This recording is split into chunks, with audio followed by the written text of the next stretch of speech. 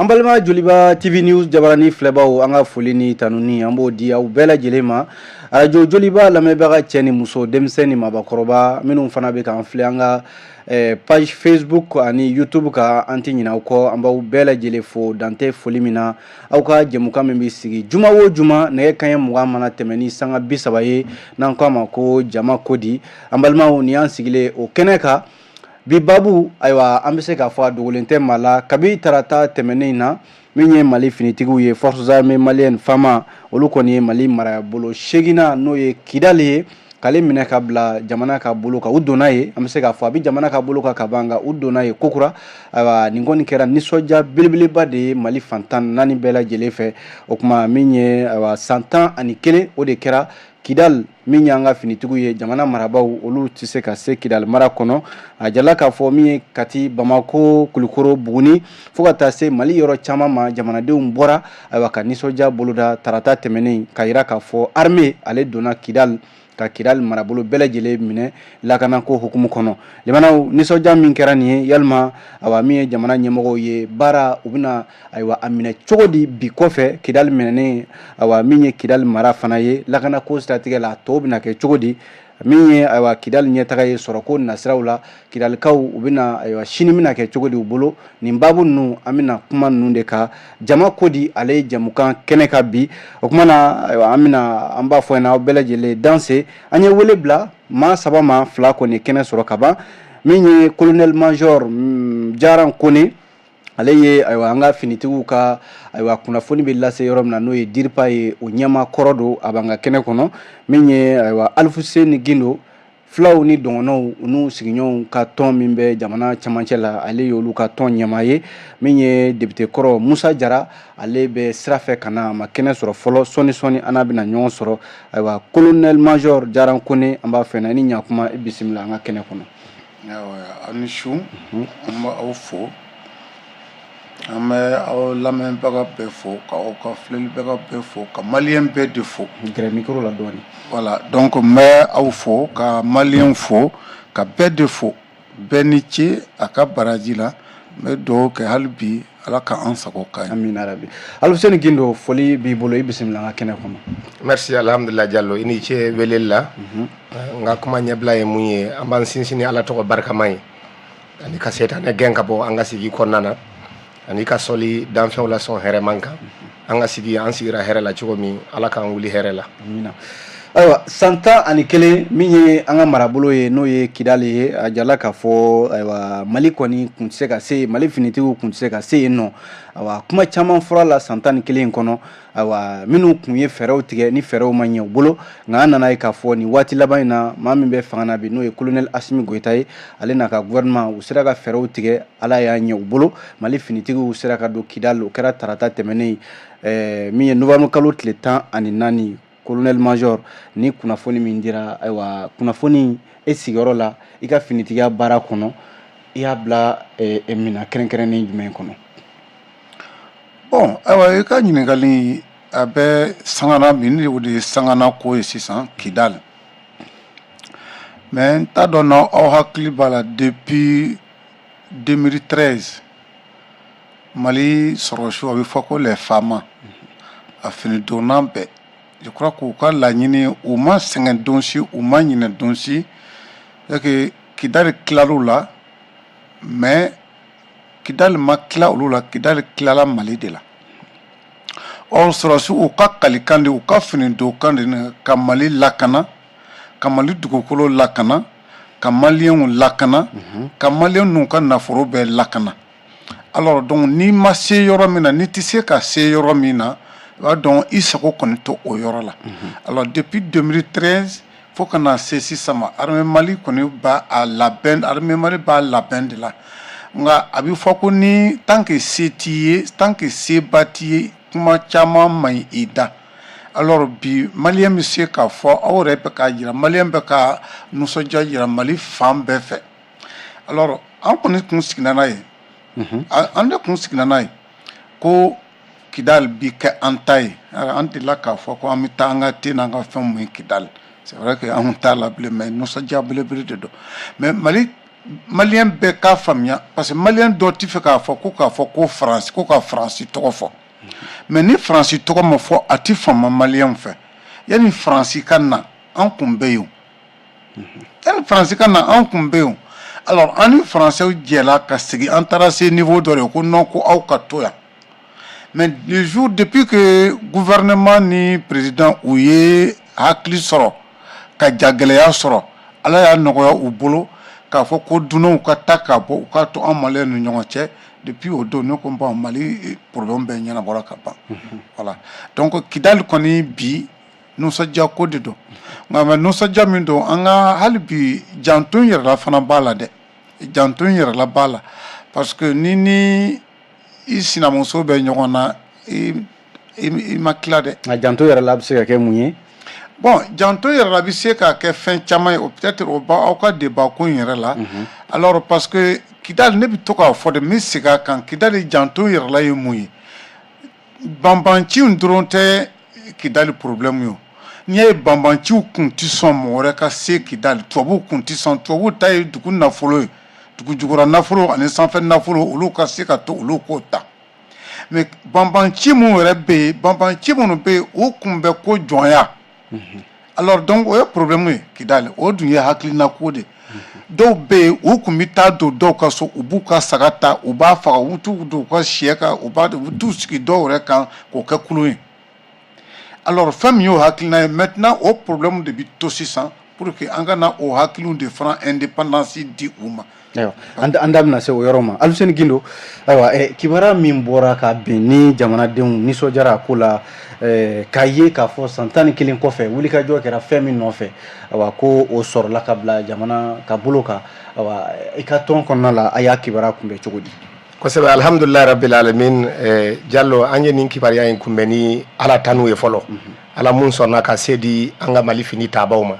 ani o setigiya n'o janjo fana bɛ taa gulon an ka jamanadenw bɛɛ lajɛlen na bawo jamanadenw fana sɔnna k'u ka nafolo ta ka an ka fini taabaw jukɔrɔma tintin i n'a fɔ ni an ka jamana ɲɛmɔgɔ Asimi Goita a y'o fɔ a ka kuma kan na cogo min ani jɔnjɔn o ye an ka jamana ɲɛmɔgɔ Asimi Goita fana ta ye parce que tuma dɔw la tubabu b'a fɔ à un chef il faut une équipe à une équipe également il faut un chef donc kɛlɛkɛcɛw de sɔrɔ la jamana ɲɛmɔgɔ kɔfɛ kɛlɛkɛcɛw fana ye ɲɛmɔgɔ ɲuman de sɔrɔ n'o ye Asimi Goita ye avec sa vision n'o y'a ka hakilina mun bɛ tali kɛ kuma sen sabanan ye Mali marali kan n'o ye Mali kura jɔli ye ko ni maa o maa bɛ Mali cakɛda baara dɔ la a ka kɛ kɛn yɛrɛ ye a ka kɛ faso cakɛda baara ye n'i ma ɲɛ k'i bɛ baara fɛn fɛn kɛ il faut d'abord la prise en compte des intérêts vitaux du peuple malien malidenw ka hɛrɛ i k'o bila fɛn bɛɛ lajɛlen ɲɛfɛ donc an b'a ye k'a fɔ a ye o dala ka mun fɔ a m'o sɔsɔ a ka baara la k'a kun kɛ an ka fini taabaw ɲɛmɔgɔ fɔlɔ ye ale de ye n'o bɔra yen a ka ministre de la défense n'o ye fini taaba ni fini taaba kɔrɔw ka ministre n'o ye colonel Sadio Kamara ye a n'a ka cɛdenw fana bɛɛ lajɛlen bi fo ka taa se état major des armées ma ani opération mun kɛra sababuya ye ka se ka Kidali minɛ ani le chef de théâtre des opérations ani Mali armée bɛɛ lajɛlen donc nin ye foli ni nisɔndiya de mun kan ka kɛ ka ɲɛsi olu bɛɛ lajɛlen ma nka ka kɔn o fana ɲɛ a kan ka kɛ taasi waati ye puisque malidenw na minnu ye civiliw ye ani minnu ye an ka Mali fini taabaw ye ani minnu ye dunan dɔw ye olu nana ka Mali bɔ nin kɛlɛ in kɔnɔna na kabini kɛlɛ in binna an ka jamana kan san 2012 kɔnɔna na a ma kɛ civil dɔw ɲɛna a kun ka d'u ye bi u ka nin don in ye ko Mali fini taabaw ye se sɔrɔ ka don Kidali duwawu don ni taasi kan ka k'u ye fo ka taa se an ka Mali fini taabaw ma fo ka taa se dunanw ma minnu nana an dɛmɛ donc dɔgɔnɔw ani filaw ani u sigiɲɔgɔn jɛkulutɔ maaw yɔrɔ vraiment nin ye tare ni janjo ni ala tanu ni ala barikada ni an ka jamana ɲɛmɔgɔ ni Mali fini taabaw bɛɛ lajɛlen foli ni u barikadali de ye ka don Kidali dugu kɔnɔ. Ayiwa a minɛnen kɔfɛ est ce que aw ye hakilila wɛrɛ miiriya kɔfɛ k'a fɔ Kidali minɛna ayiwa n'a sɔrɔla bi bi in na Union Pile de Gons et Voisins aw ye ayiwa hakilila wɛrɛ bɔ k'a fɔ Kidali minɛnen janto kan ka kɛ mun na bi o kɛra o aw sera k'aw sigi o hakilila kan wa. Kosɛbɛ toujours o proposition de solution an ka baara yɛrɛ fanba ni mɔgɔ mun bɛ an ka sɛbɛnniw kalan ni mɔgɔ mun bɛ an ka wulikajɔw jateminɛ a fan caman bɛ tali kɛ o de kan n'o ye fɛɛrɛ ni fɛɛrɛ mun kan ka boloda ka sanga ni kɛlɛ binnen bɛ daga minnu yɔrɔ la ani kɛlɛ bɛ maa minnu kan surtout civil kunda olu bɛ fɛɛrɛ jumɛn ni jumɛn de fɔ k'a ɲɛsin jamana marabagaw ma walasa baara ka ɲɛ u bolo o la an ye hakili jakabɔ sɛbɛn kɛ k'a bila bɔlɔlɔ siraw kan ani k'a ci sira dɔw yɛrɛ ma minnu bɛ se k'a lase anga fini taba bawma no e ministère de la défense e fo ka tasse état major général des armées wala o fere bawla anye mum fo anya jate mine c'est vrai basiki baliya bi malila nga bembaliya o nyugu ni o nyaga de nani anga jamana ye ni basiki baliya gun ko nana wala toujours c'est vrai anga fini taba udona kidal no kan dugu kidal sanfela ani adugumala ou ka janto no ye sous une haute vigilance et prudence militaire no ye sécurité aérienne ni sécurité terrestre ou ka janto la inafo en fa bora ka fo chikomi puisque ni jugu bi nyogonna ikana daki isino ko anga fini tabo hali dongele umu ka serment janfa uma négliger wa u janto lembi sécurité la no ye malidew ni anu kana flo la kananina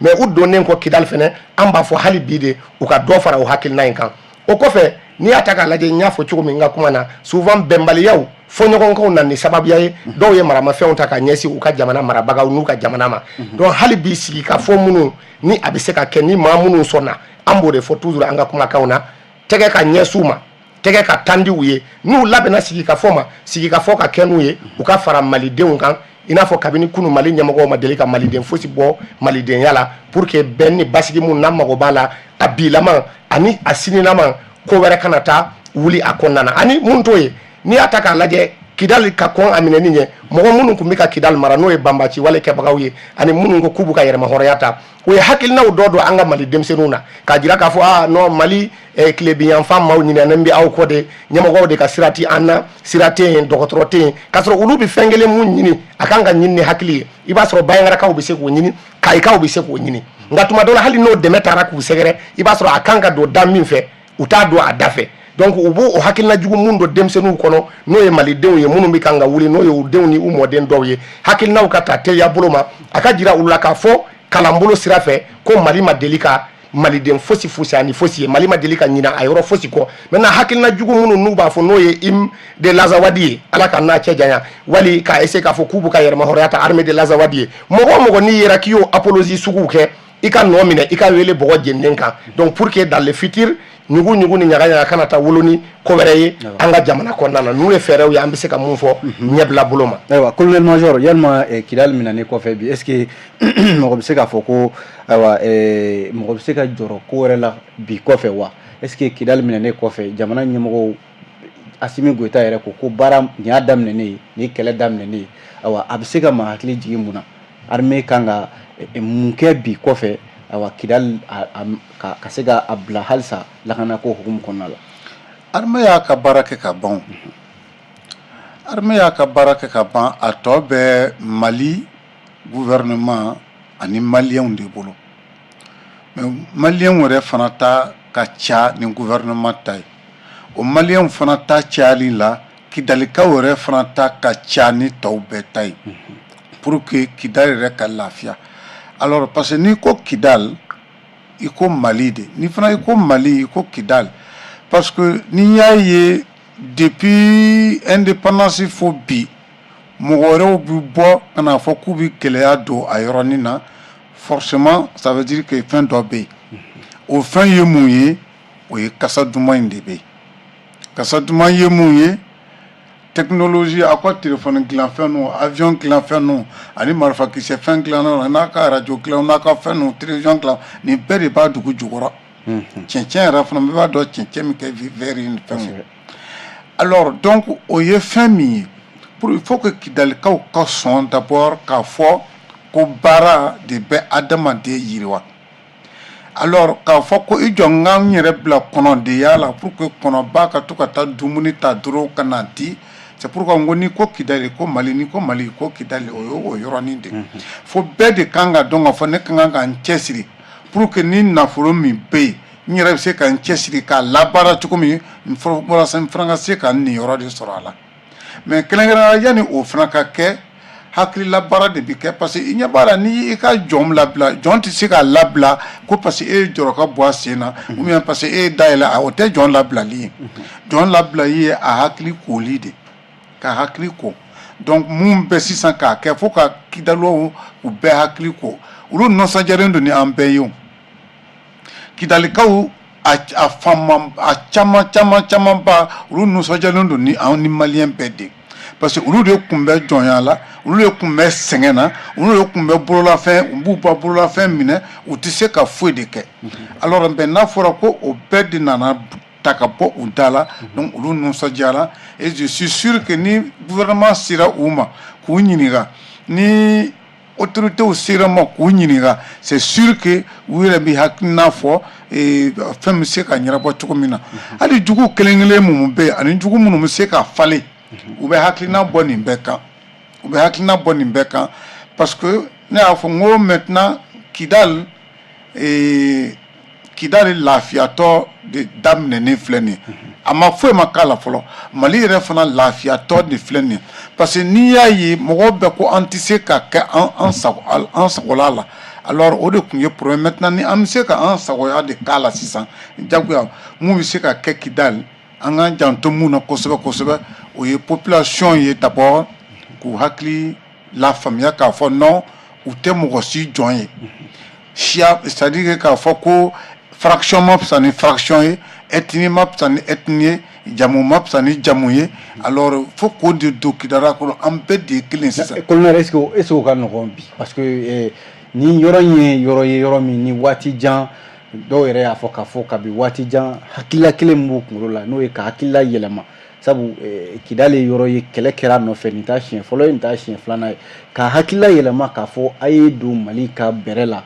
est-ce que fɛn baara don min na ale de ye baara gɛlɛma yɛrɛ ka tɛmɛ hali kɛlɛ est-ce que a ka nɔgɔn. non ne m'a fɔ k'a ka nɔgɔn adamaden yɛlɛmali walima a bɛ kɛ ni fɛɛrɛ jumɛnw ye. a fɛɛrɛ ka nɔgɔn kojugu mais a kɛli de bi temps ta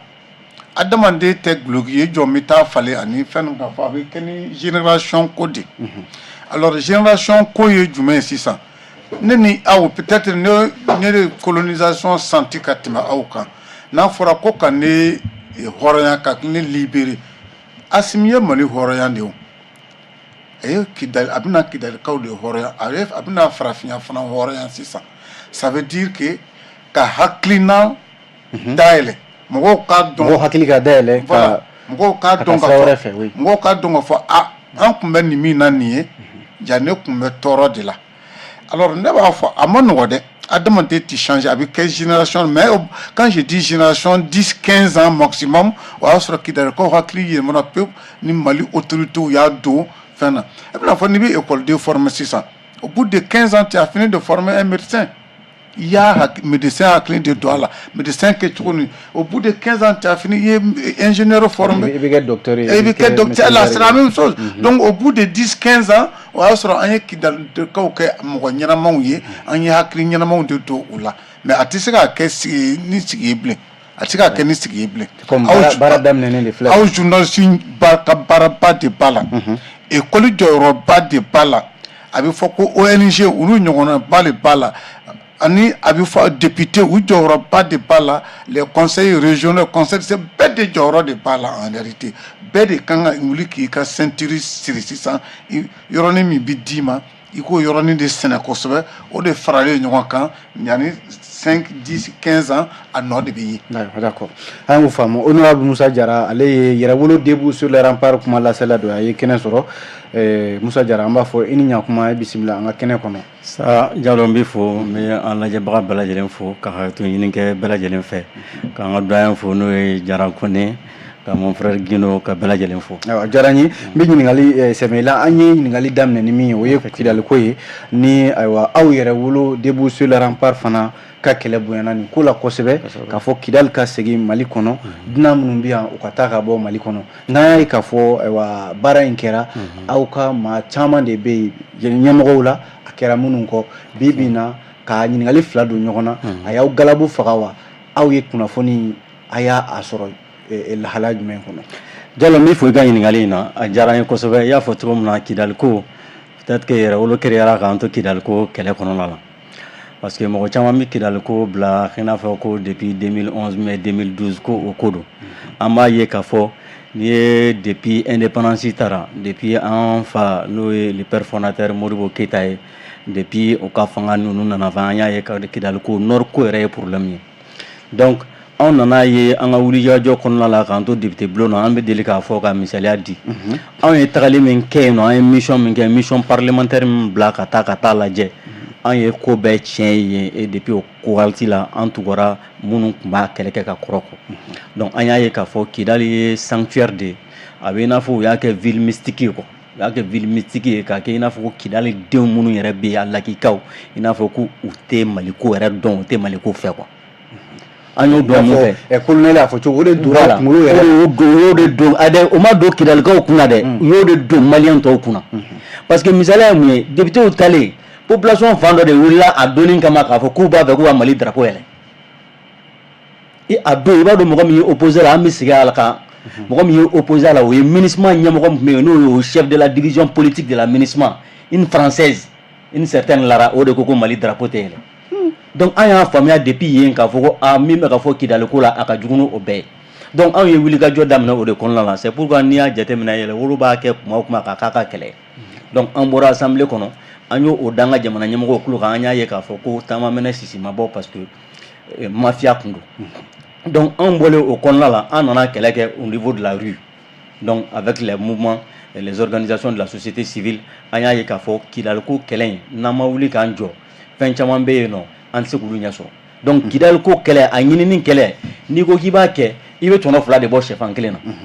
tɔnɔ fɔlɔ ye mun ye Kidali yɛrɛlen don k'a fɔ ko maliyɛnw Mali autorités tɛ se ka don Kidali donc n'i y'a kɛlɛ kɛ i bɛ kɛlɛ kɛ olu bɛ se ka don kɛlɛ filanan ye mun ye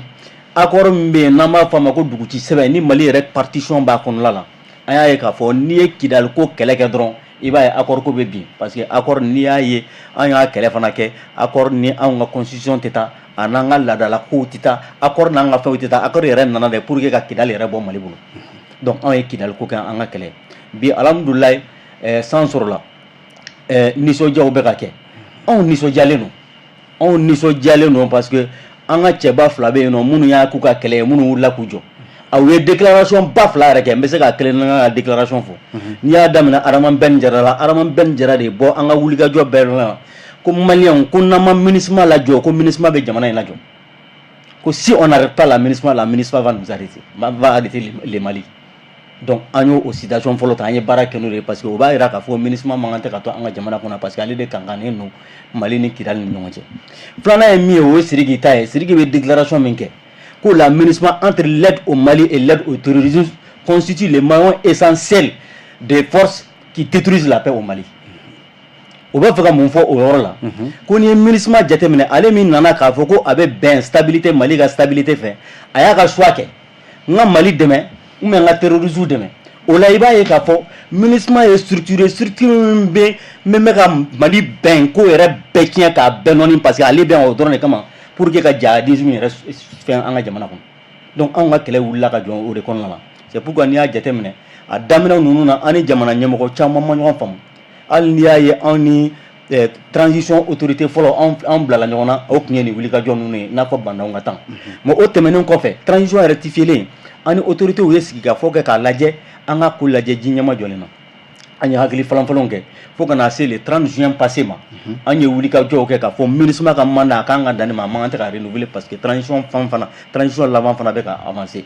donc o fana bɛ ka se donc n'o sera ka MINUSMA to an ka jamana kɔnɔ yan u bɛ nalen ni baara cɛjugu min kɛ o ye jamana ko yɛrɛ bannen parce que u tɛ foyi la ni rapport dilan tɛ u tɛ foyi la ni observation kɛ tɛ u bɛ fɛn fɛn min kɛ a ci tɛ taa Mali kanu na donc o de y'a to an ye wulikajɔ fanga bonya ka bɛn le 30 juin ma ala y'a kɛ yan'o cɛ le ministre des affaires étrangères o y'a ɲini k'a fɔ ko vraiment MINUSMA ko ka Mali bila sans délai donc an taar'o de appuyer le 30 et ala nana o bange min na o ye la résolution 2690 ye Nations Unies yɛrɛ ye min ta ko la MINUSMA doit quitter le territoire malien donc depuis yen anw ko tare bi kɔni aw nisɔndiyalenba don mais a yɔrɔ fana la i bɛ ga fɔ a yɔrɔ la bi ga ye min ye cɛba 2 minnu ye o kɛlɛ kɛ ni bɛɛ bɛ k'u yɛrɛ y'o la bi parce que c'est des fédérateurs mouvement fɛn fɛn bɛ yɛrɛ o de kelen tɛ MINUSMA ko kɛlɛ la mais ni cɛba 2 ye baara kɛ pour que maliyɛnw ka ɲɔgɔn sɔrɔ nin kɛlɛ in na Araman Ben c'est un fédérateur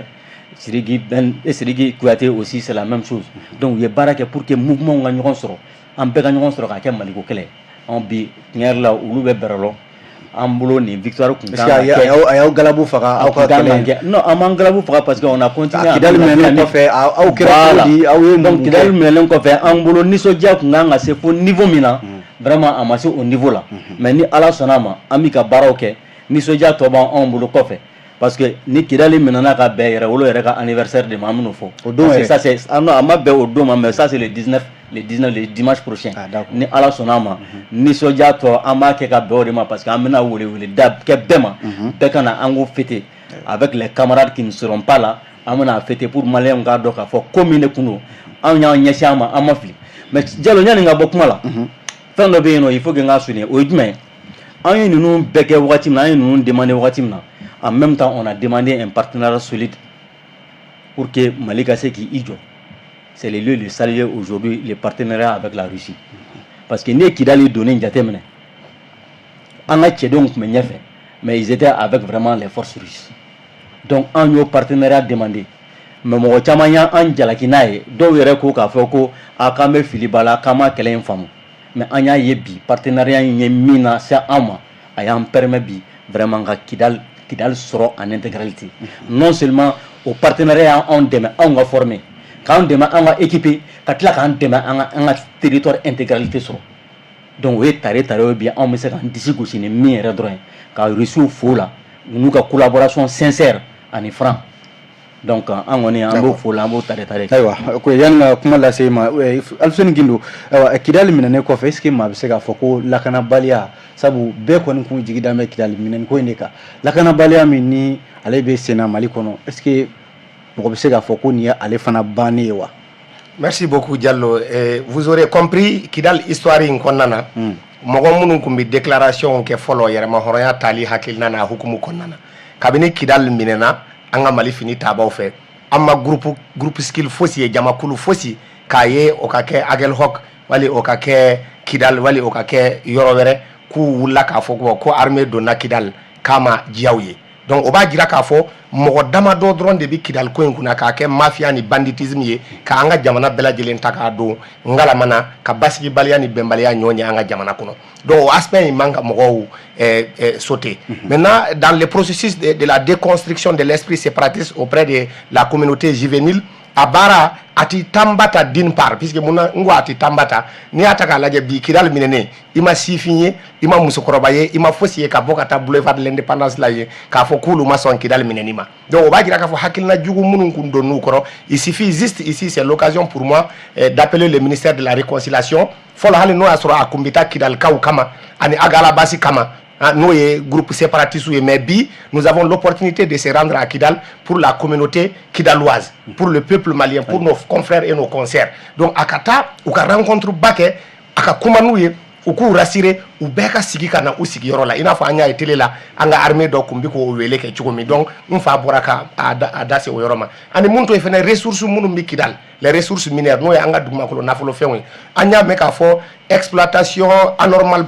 ba de bɛ Kidal dugumakolo kɔnɔna na mɔgɔ dɔw bɛ u taar'u ka machines sigi u bɛ sanuw bɔ u bɛ fɛnw bɔ an m'a fɔ ko ka mɔgɔw gɛn dɛ malidenw don dɔw baarakɛlaw don hali ni dunanw don il faut tout simplement o ka régulariser joona sɛbɛnw ka se ka ta cogo min ni o nafa bɛ se jamana ɲɛmɔgɔ ni jamana marabagaw ni jamanadenw yɛrɛ ma ka se ka kɛ ka Mali tɔnɔ bɔ donc o ye baara ye mun kan ka kɛ maintenant pour revenir à votre question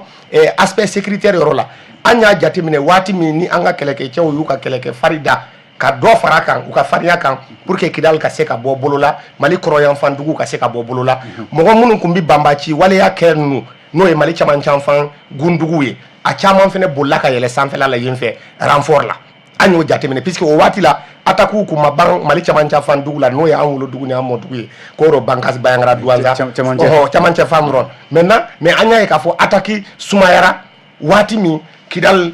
kɛlɛ kun gannen don donc o b'a jira k'a fɔ u caman bolila pour pouvoir partir apporter main forte là-bas à leurs camarades terroristes donc bi ni an ka fini tabaw hali n'u concentré len bɛ Mali fantan naani bɛɛ lajɛlen dugumakolo sanfɛ hali ni u bɛ Kidal fɛnɛ an b'a f'u ye hali bi u ka janto Mali camancanfan dugu bolo ma puisque à l'heure même où an bɛ nin débat in kɔnɔ la dugu dɔw bɛ yen u datugulen don banbaci wale kɛbagaw fɛ n'o ye embargo ye donc an ka fini tabaw u b'o yɔrɔw kalama a dɔw la donc u k'a lajɛ ko dugu fɛnɛ bɔ bolo la joona les moments où concentration kɛra Kidal ni terroristes taara débandade la u b'u k'u yɛrɛ ɲini c'est une occasion aussi mɔgɔ minnu déplacera ka bɔ u ka Kidal dugu kɔnɔ ani Kidal nɔkan dugu la k'u wele u ka na pour que flux migratoire o ka diminuer bɛɛ ka se k'i ka dignité retrouver ani Mali caman fana u k'u concentré o yɔrɔ fana na yɔrɔ yɔrɔ mun taara k'u bolo da k'a kun kɛ banbaci wale kɛbagaw ka ngawara dali ɲɛ u k'o yɔrɔ fana récupérer rapidement i n'a fɔ village minnu déplacé len don u ka ouverture volontaire kɛ ka taa a duguw sécuriser a tigilamɔgɔw ka segin ka taa et l'information secrète c'est quoi k'a fɔ an ka Mali fini tabaw u k'u janto yɔrɔ dɔ la puisque an y'a mɛn an wolobaw ni an wolofaw da k'a fɔ Douanza mara la ni yɔrɔ dɔ bɛ n'o bɛ wele Nguma fo ka taa se Bambara Mawde ma terroristes yɛrɛ ɲinitɔ la u taar'u dogo o yen fa in na donc k'a fɔ an ka Mali fini tabaw ma u k'u janto o yɔrɔ la u ka hali bi u ka patrouille intensifier u ka hali bi mouvement intensifier donc k'a fɔ dɔrɔn hali bi u ka janto u yɛrɛ la nɔni ani lahaliya bɛɛ lajɛlen pour sortir sécurité tɛ se ka taa sans ce qu'on appelle la collaboration des paisibles populations n'o ye dugudenw olu fana ka fara u ka Mali fini tabaw kan n'u ye ko ye ni ko mun ye siganan ko ye u k'a fɔ Mali fini tabaw ye mun t'o ye fana u ka bolo di ɲɔgɔn ma sinsin olu n'u ka Mali fini tabaw ni ɲɔgɔn cɛ u ka da u la n'u mana ko ko ye ko nin ye ko ye ko mun ti bɛn a bɛ se ka dangari kɛ an ka jamanadenw ni an ka jamana ni an ka fini tabaw la u k'o fɔ Mali fini tabaw ɲɛna u kana siran a tigiw ɲɛ k'a fɔ fini tabaw fana ɲɛna u k'u jija hali bi u bɛ kan ka kɛ cogo min u ka confiance créer olu ni jamanadenw ni ɲɔgɔn cɛ puisque vous aurez compris souvent ni e bɛ to ka collaborer ni armée ye tuma dɔ la mɔgɔ minnu t'i fɛ u bɛ taa fɔ armée ye ko yɛrɛ ye armée jugu ye donc o ko sugu nin fana an ka Mali fini tabaw ka janto o la kosɛbɛ u ka sɛgɛsɛgɛliw kɛ ni juguw bɛ taa kuma minnu f'u ye u kana don a filiw kɔnɔ m'a fɔ u b'a fili kɔnɔ. d'accord o faamuna colonel major Daran Kone opération ba min kɛra ka ɲɛsin Kidal ma sisan malidenw caman ayiwa an bɛ se k'a fɔ ayiwa opération in ma se ka jɔ kɛlɛ kɛra fo Kidal dugu kɔnɔ ka taa Kidal minɛ mais munna ni opération fasugu i n'a fɔ Gindo y'a fɔ cogo min na ka ɲɛsin jamana camancɛ sabu an y'a ye k'a fɔ halisa yen yɔrɔ in fana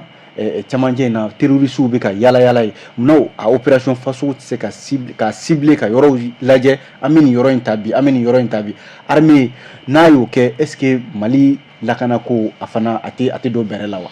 i ka e min ye finitigi ye hakili la i bɛ se ka nin walawala an ye kosɛbɛ. non bon mais ne tɛ fɛn o fɛn ne y'a fɔ aw ɲɛna fɛn o fɛn ye opération militaire ne tɛ n da don o la fɔlɔ parce que a man ɲi a man kan kan mais min ka kan k'a fɔ pour que population ka faamuyali kɛ an b'o don an b'o fɔ jagoya la alors a bɛ k'a fɔ ko est ce que aw y'o ɲininka ko u tɛ ka opération kɛ pour que ka banbanciw kɛlɛ Mali fan bɛɛ fɛ est ce que a y'o mɛn sɔrɔ sisan k'u ko opération tɛ yan don o don aw b'a mɛn ils ont dit ou dire pas de conférence kɛ chaque fois u bɛ communiquer kɛ chaque fois réseau kan ne b'a kalan u b'a fɔ alors u bɛ information di tile kɔnɔ ou bien en tout cas u tɛ dɔgɔkun kɛ n'u ma communiquer ni fɛnw kɛ k'u ka fɛn bɛɛ fɔ alors ça veut dire que o fɛnw bɛɛ ye labɛn de o c'est pourquoi a ɲininen don aw journaliste fɛ fɔlɔ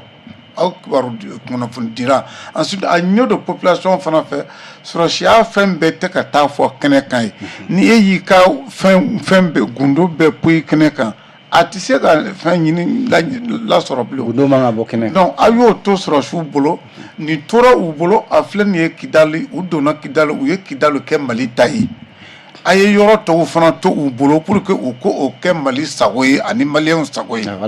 alors mais problème mun bɛ ɲini aw fɛ alors il faut que parce que ne bɛ to ka a lamɛn n'i y'a lamɛn Mali cɛmancɛ yan fan fɛ bayangan yan fan ninnu fɛ dɔw yɛrɛ b'a fɔ k'u b'a kɛ ni dusu ye o tɛ Gindo dɔrɔn ye alors u jo de don parce que ne bɛ to k'a fɔ ni gɛlɛya b'i kan e hakili la k'i jigi bɛ mɔgɔ min kan alors jagoya i ɲɛ b'o de la mais min bɛ fɔ maliyɛn bɛɛ de ne bɛ segin a kan an y'a fɔ a bɛ ɲini ka ca san 10 ye depuis fɛn daminɛna an b'a bɔgɔladɔn de kɛlɛ in maliyɛn de ye kɛlɛ in tigi ye sɔrɔsiw olu y'a fɛɛrɛ ɲinibagaw de ka taa sigi ka fɛɛrɛw ɲini ni a fɛɛrɛ sɔrɔla ani ka wuli ka pan ka taa kɛ sisan o fana ye olu ye parce que olu lamɔna o la olu lakalanna o la mais ka taa fɔ ko kɛlɛ parce que kɛlɛ ye dumuni ye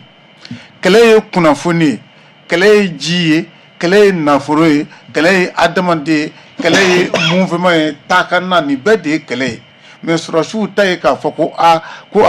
misali la n'a fɔra ko bandi bɛ ko zon kɛra yɛrɛ polisi de bɛ wuli ka taa minɛ parce que a bɛ minɛ cogo min na ale b'o dɔn mais ni mɔgɔ m'a fɔ a polisi bɛ nin yɔrɔnin na donc c'est pour dire k'u ka opération a ye opération de ɲɛf'u ɲɛ a ye kibaruya kunnafoni d'u ma u bɛ t'o monter k'o kɛ opération ye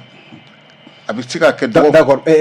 Kidali minɛnen kɔfɛ teliyala baara jumɛn de kan ka tuguni na sabu an y'a mɛn k'a fɔ ko commissariat u kan ka taa commissariat 2 o commissaires yɛrɛ bɛɛ lajɛlen tɔgɔ fɔra ka ban teliyala baara jumɛn de kan ka tuguni na lakana sira kan walasa halisa Kidalikaw sabu an ye kunnafoni misɛnnin dɔw fana mɛn k'a fɔ bandi dɔw bɛ Kidali dugu kɔnɔ u bɛ ka taa bin mɔgɔw ka butigiw ni fɛnw kan bon sɔrɔsiya okumu kɔnɔna parce que ni ko tirira mun ka kan ka kɛ a sɔrɔsiyalama bɛ yen ensuite ani a civilama a bɛ fɔ politikilama o fɛn bɛɛ de bɛ yen tirira sɔrɔsiw fɛ ni e yɔrɔ kɛlɛ cogo o cogo surtout yɔrɔ min kun t'i ta ye teriyara e de bɛ mɔgɔw ɲini k'a siri pour que mɔgɔ wɛrɛ kana fɔ k'a bɛ se ka wuli pewu kana yɔrɔ ka a ta ye donc a bɛ fɔ i k'a yɔrɔ contrôler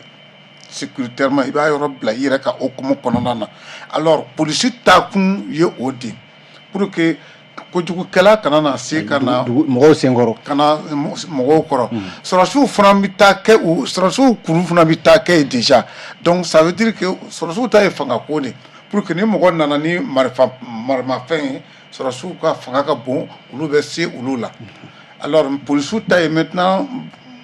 kojugukɛla sɔnsɔnni mana kɛ u bɛ sira tigɛ u bɛ taa don mɔgɔ ka so ka mɔgɔ ka fɛn kɛ jagoya c'est pourquoi teriyala polisiw bɛ taa gendarmew bɛ taa alors ni polisiw taara gendarmew taara sɔrɔsiw fini donna wɛrɛ yɛrɛ fana ta la jagoya fo kiiritigɛlaw ka taa parce que ni kiiritigɛlaw ma taa alors u bɛ mɔgɔw minɛ u bɛ taa minɛ k'a bila cogo di a k'a fɔ ko a bɛɛ fana bɛ cɛ fo ka nana ye Bamakɔ o nana ni musaka wɛrɛ ye o musaka bɛ se ka kɛ fɛn wɛrɛ de c'est pourquoi a bɛ fɔ ko les services sociaux de base alors donc ni o sɔrɔsiw sécurité lakanani ni o ɲɛ sigira sisan lakanani b'a to fɛn wɛrɛ bɛ se ka kɛ o fɛnw ye jumɛn ye o ye école ye o ye sugula tali ye o ye dɔgɔtɔrɔso fɛnw mɔgɔw ka bɔ yɔrɔ wɛrɛ ka taa yɔrɔ ka t'i yɛrɛ furakɛ o y'o fɛnw ye ani n jɔ n bɛ taa sugu jɔ n bɛ na sugu jɔ ani n jɔ n bɛ taa fɛn wɛrɛw kɛ a bɛ fɔ ko tubabukan na fɛn misɛnmanin diɲɛ lakana services sociaux de base ɲɛnamaya yɛrɛ tɛ se ka taa mun quoi donc o bɛ kɛ étape filanan de mais l'étape première o kun ye ka ninnu gosili ye k'u da a filanan ye mun ye o ye ka taa ni sécurité mɔgɔw ye ka mɔgɔw bɔ e bɛ sigi nin bɛ sigi nin bɛ sigi au moins ensuite sɔrɔsikuru fana bɛ fɛ troisième de bɛ kɛ maintenant services sociaux de base mais attention services sociaux de base moyen ko de don parce que services sociaux de base ni ko moyen ko de don parce que ni ko bɛ taa école dayɛlɛ sisan il faut que écoleden ka kɛ ye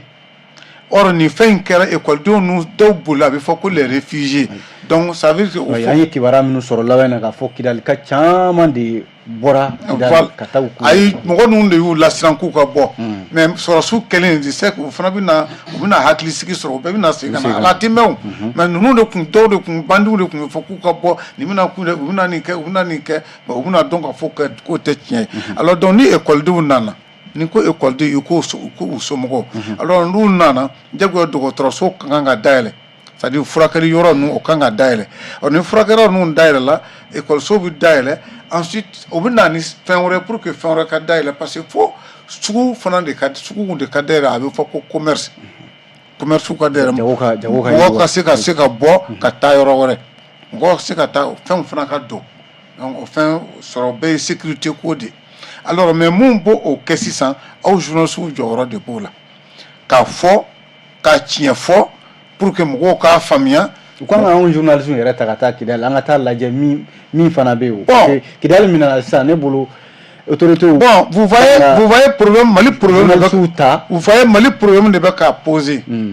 ni ko u kan ka aw ta ne ye journaliste ye a fɔra ko mais ko anw jɔyɔrɔ b'a la n'an yɛrɛ taara n'an y'a ye an ɲɛ min bɛ yen k'a fɔ ni Kidali kun bɛ taa ni ne yɛlɛmana sɔrɔsiw nana Jalo e ko k'u kan ka aw ta o ye problème ye o n'i y'a ye tubabu ye an dan ni fɛn caman ye n'i ye mun kalan tubabuya la ntalen min diyara ne ye a bɛɛ la le journalisme mène à tout l'important est de pouvoir s'en sortir c'est-à-dire journalisme bɛ mɔgɔ lase ko bɛɛ ma a bɛ mɔgɔ lase yɔrɔ bɛɛ a bɛ se ka mɔgɔ don fɛn bɛɛ la mais a ɲuman ye min ye i ka se k'i yɛrɛ labɔ i ka se k'i yɛrɛ kisi alors c'est vrai que ni Kidali moyen ko ba de don mais ni an fana y'a jira k'a fɔ ko fo gouvernement ka a jɔ ni a bɛɛ ye alors maison de la presse organisé don mais ne b'a fɔ de parce que u ka problème u ka rôle de ye nin ye a bɛ fɔ ko ASEP a bɛ fɔ ko INAGEM a bɛ fɔ ko maison de la presse u jɔyɔrɔ dɔ kun kan ka kɛ nin ye gouvernement an kɔni sera ka nin fɛn nin yɔrɔnin kɛ an ta filɛ nin ye mais an b'a ɲini i fɛ i ka an dafa pour que an ka se k'a kɛ a ka kɛ belebelebanin de o journaliste jɔyɔrɔ o fana organisation nin fɛn kun de y'o ye mais sisan n'aw to yen f'a bɛ jɔ fo ka aw ta ka filɛ ka taa bɛɛ kɛ alors gouvernement mun ka gɛlɛn gouvernement bolo sisan ka sɔrɔsiw de ta u ka taa kɛ parce que olu de priorité ni sɔrɔsiw tɛ e cɛ si ka foli kɛ Kidali bi o ye Mali yɛrɛ fan bɛɛ de donc sɔrɔsiw aw k'u jukɔrɔ tintin o ye jagoya donc gouvernement b'olu ta de alors n'u ye o ta ka ban an ye dɔgɔtɔrɔ ko minnu fɔ nin ye i b'a dɔn olu fana tali ye jagoya ka taa o ni dɔgɔtɔrɔw tala ka ban i b'a dɔn jugew fana tali ye jagoya ye journalistes bɛ ta o ne yɛrɛ kun delila ka ne to fonction na ne kun ye a bɛ fɔ ko caravane de presse ka journalistes fara ɲɔgɔn kan an kun ko ka kari 2 de wuli an bɛ taa nord bɛɛ yaala an bɛ taa kuma bɛɛ de fɛ ni aw nana a b'o jira maliyɛn na c'était très important ne yɛrɛ ye reportage dɔ k'a la mais a ma se ka diffuser de 2006 la alors donc ne bolo o n'u fɛnw de ka kan ka se ka kɛ sisan mais maintenant mun tɛ se ka kɔ tigɛ pewu o ye mɔgɔ ladɔnniya ye ka mɔgɔw sensibiliser ka fɛn fɔ mɔgɔw ye c'est pourquoi je dis bɛɛ tɛ jɔyɔrɔ hakilisigi kuma fɔ mɔgɔw ɲɛna ka hakilisigi d'accord colonel Jara Kone n y'o faamuya Musa Jara nin ye waati min n'a jara maliyɛnw ye kosɛbɛ nka awa Kidali minɛnen kɔfɛ an y'a ye banmaci minnu gɛnna ka bɔ n'o ye semaw ni caman bɛ ɲɔgɔn sɔrɔ jɛkulu min kɔnɔ n'o ye CSP cadre stratégique permanent u fana ye communiqué kɛ ko u bɛ segin kɔ repli stratégique ko nka k'u b'a fɔ ka mɔgɔw bɛɛ ye ko u k'u jɔ u bɛ segin ka na est-ce que nin kuma in i b'a walawala cogo di i b'a faamu cogo di est-ce que bi maliyɛnw kan ka siran k'a fɔ rebelles tɛ segin ka na ko wɛrɛw kɛ Kidali mara kɔnɔ wa Jalo ni kɔni u ka nin kuma in kɔni n'u ma nin kuma fɔ ne ɲɛ tɛ kuma wɛrɛ la u bɛ se ka min fɔ parce que n'olu y'a dɔn k'u bɛ se ka segin ka na u bɛ taa kun olu ko k'u bɛ segin ka na olu b'a dɔn k'u bɛ segin ka na munna u taara u dɛsɛlen de taara o donc nin ye dɛsɛbagatɔ kuma de sinon ni ninnu tun bɛ se u tun tɛ taa yɛrɛ jango u tagalen kɔfɛ u ka tila k'a fɔ k'u bɛ segin ka na n bɛ fɛ ka min fɔ nin ko in na a bɛ u ɲɛna ko Kidali ko in k'an y'a kɛ dɔrɔn ko an donna dɔrɔn ko ka taa fɛnw minɛ Kidali aujourd'hui c'est une zone min convoitée non depuis très très longtemps. L'État a fait cette prise de conscience, les autorités actuelles ont prise de conscience de que parce que zone min yɛrɛ don bi ni minɛlen kɔfɛ au-delà des aspects sécuritaires là c'est des vastes projets et programmes qui vont être développés au niveau de cette zone-là pour que la couverture sécuritaire soit renforcée. Parce que quand il y a des quoi, ni jamfa min sirila Mali là parce qu'ils savent que zone ça regorge vraiment d'énormes potentialités en matière de ressources minières, en matière de ressources naturelles. Donc Mali o yebi, Mali a partenariat au kono entre nations ni kelen kanin ta amboro bi ka fɔ an bɛ se k'o bila quoi. C'est pourquoi ni ye kɛlɛ in jateminɛ je ne suis pas militaire mais depuis don min na ne y'a ye k'a fɔ ni autorité ninnu u ye les espaces aériens les zones aériennes là u y'o espace u y'o défini ça voulait dire ce que ça veut dire quoi parce que munna Mali furadama ma se ka Kidali ni fɛnw kɛlɛ ni wulila k'a fɔ k'e b'a kɛ duguma kɛlɛ yɛrɛ dɔrɔn ye i b'a ye pankurun dɔ bɛ wuli sanfɛ min tɛ dɔn min bɛna ka na aw ka baara bɛ tiɲɛ aw bolo mais depuis an y'an ka espace aérien contrôlé ne b'a dɔn k'a fɔ an bɛ se ka don Kidali k'a fɔ daga sunɔgɔ yɛrɛ la an bɛ kɛlɛ kɛ sanfɛ an bɛ kɛlɛ kɛ duguma parce que mɔgɔ si tɛna se k'an ka territoire violer les autorités là vraiment ont fait cette prise de conscience c'est pour vous dire que enjeu min bɛ yen nɔ an b'a dɔn quoi bɛɛ lajɛlen b'a dɔn autorités b'a dɔn donc siranya tɛ yen nɔ a siran tɛ nin la quoi a siran tɛ nin la n'i y'o jateminɛ n'o de fɔ en cet espace de temps là an lajɛ anw ni Faransi ka partenariat kɔnɔ san tan ni kɔ an ye mun de jateminɛ on commence à perdre toutes les zones là du nord fo ka na centre là mais en 2 ans de partenariat avec la Russie an y'an ka souveraineté an y'an ka fɛn bɛɛ recouvrer donc an tɛna se k'o baara kɛ o san 2 dɔrɔn kɔnɔna la o san 2 kɔnɔna la kɔni o baara kɛ k'an bɛ tila k'an sigi k'a fɔ ko dɔ bɛ k'i jɔ manamanakan fɔ la an fɛ ko ale bɛ segin ka na donc armée ma combat kɛ a kunfɛ ten nɔ c'est l'aspiration de tout un peuple là qui a été mise en œuvre par l'armée donc o ye fɛn min ye mɔgɔw bɛna commencer sisan ka wuli les opérateurs même les grands opérateurs là u bɛna wuli ka taa fɛnw kɛ les grands partenaires vont être développés doyen ressources comme ni fɛn minnu fana olu exploitation olu tɛ se ka kɛ les sociétés pour que olu ka taa ka t'o baara kɛ il faut que la sécurité soit assurée ala dan o yɛrɛ dɔrɔn ma mɔgɔw kɔnɔ ko les services sociaux de base là a ti dan olu dɔrɔn nali ma o olu bɛna ka sɔrɔ fɛn wɛrɛw de bɛ yen je prends un exemple. Quand une société minière va demander à exploiter là-bas tout de suite, là, on sait qu'à faire même si les différents services sociaux de base là, donc on sait qu'on donc mais aussi c'est que d'alenta la sécurité est 100%. En douma dobi la sécurité est 100%. Armée be ka kɛlɛ kɛ ka taa o de kama recrutant ni fɛn bɛ ka kɛ ni hali a fɔlen ko policiers ni fɛn bɛ ka taa o bɛɛ bɛ ka taa o de kama donc ne tɛ olu kɛ jɔrɔnako ye ne bɛ min kɛ jɔrɔnako ye dɔrɔn bi an ye nin san 10 ni kɔ min kɛ Kidal population la paisible population de Kidal i b'a ye k'a fɔ k'u bɛ prise d'otage dɔrɔn de la ils sont pris en otage par une minorité donc armée o minorité o de gɛn bi donc on ye min yɛrɛ demandé au niveau du yɛrɛ wolo an ye min yɛrɛ demandé autorité fɛ bi ou ka programme d'urgence sociale doit pour ces paisibles populations parce que wakati corona no wakati ka gɛlɛn u ko programme un telia ni o telia c'est un partenaire d'ailleurs ni fɛnw don donc o bɛ na ni ko tɔw fɛn donc au Kidal yɛrɛ dɔrɔn même les zones du centre et autres là toutes ces zones là qui ont été affectées par la guerre vraiment on ka fɛn laɲini ba ye min ye voilà laɲini ba yɛrɛ ye min ye u ko o programme d'urgence sociale cɛ ko cari centre ni o région voilà pour que population yɛrɛ bɛ se ka lafiya u k'u ka activité fitininw daminɛ au niveau de la réconciliation ministère an b'a ye k'a fɔ les retours des réfugiés o tila o bɛɛ bɛ préparer o kɔnɔ n bɛ fɛ ka aspect filanan min demander an bɛ kalanko ni fɛnw fɔ les zones en conflit là problème ba min bɛ yen yɛrɛ parce que denmisɛnnin minnu bɛ ka bange a kɔnɔna la i bɛ taa sɔrɔ o denmisɛnnin ninnu bangera gɛlɛyaba bɛ yen parce que ne e ka bange wolo sɛbɛn t'i la foyi t'i la donc o ye gɛlɛyaba de n'i y'a mɛn i bɛ mɔgɔ dɔw école la o ka sɔrɔ wolo sɛbɛn b'an bolo donc au programme ninnu kɔnɔna la u ka o aspect in ta ça c'est très important à mon avis parce que an bɛ se ka cas d'exception ta parce que ni den wolola an fɛ yan bi an ka saraw la n'a ye kalo kelen tɛmɛ dɔrɔn il faut que jugement supplétif de ka k'a donc n'o ma kɛ a tɛ se ka wolo sɛbɛn sɔrɔ hali n'a ye wolo sɛbɛn sɔrɔ o tɛ wolo sɛbɛn ɲuman ye donc état k'i janto olu yɔrɔw la minnu réfugiera den minnu bangera a kɔnɔ i bɛ taa sɔrɔ dɔw yɛrɛ kɔrɔbayara u ka wolo sɛbɛn ko n'u ka papier ko dugu dɔw jenina i bɛ taa sɔrɔ mɔgɔw ka papier jenina donc o programme ninnu kɔnɔna la u k'o o aspect ninnu ta la c'est des aspects sociaux état kan k'i janto min na kosɛbɛ avant que développement réel yɛrɛ ka commencer ka na dans ces zones là sinon moi j'ai pas d'inquiétude k'a fɔ Kidal bɛ niveau min na ko sisan min tun ka gɛlɛn o de kɛra min tun ka gɛlɛn o de kɛra banbaganci ninnu bɔra minnu tun bɛ ka banbaganci ninnu kɔkɔrɔma don olu yɛrɛ y'a bila ka sɔrɔ fɛn ma f'u ɲɛna donc ni an yɛrɛ sera k'an sigi les restes là vraiment o coordination ne bolo o ti gɛlɛya quoi. Ayiwa service sociaux de base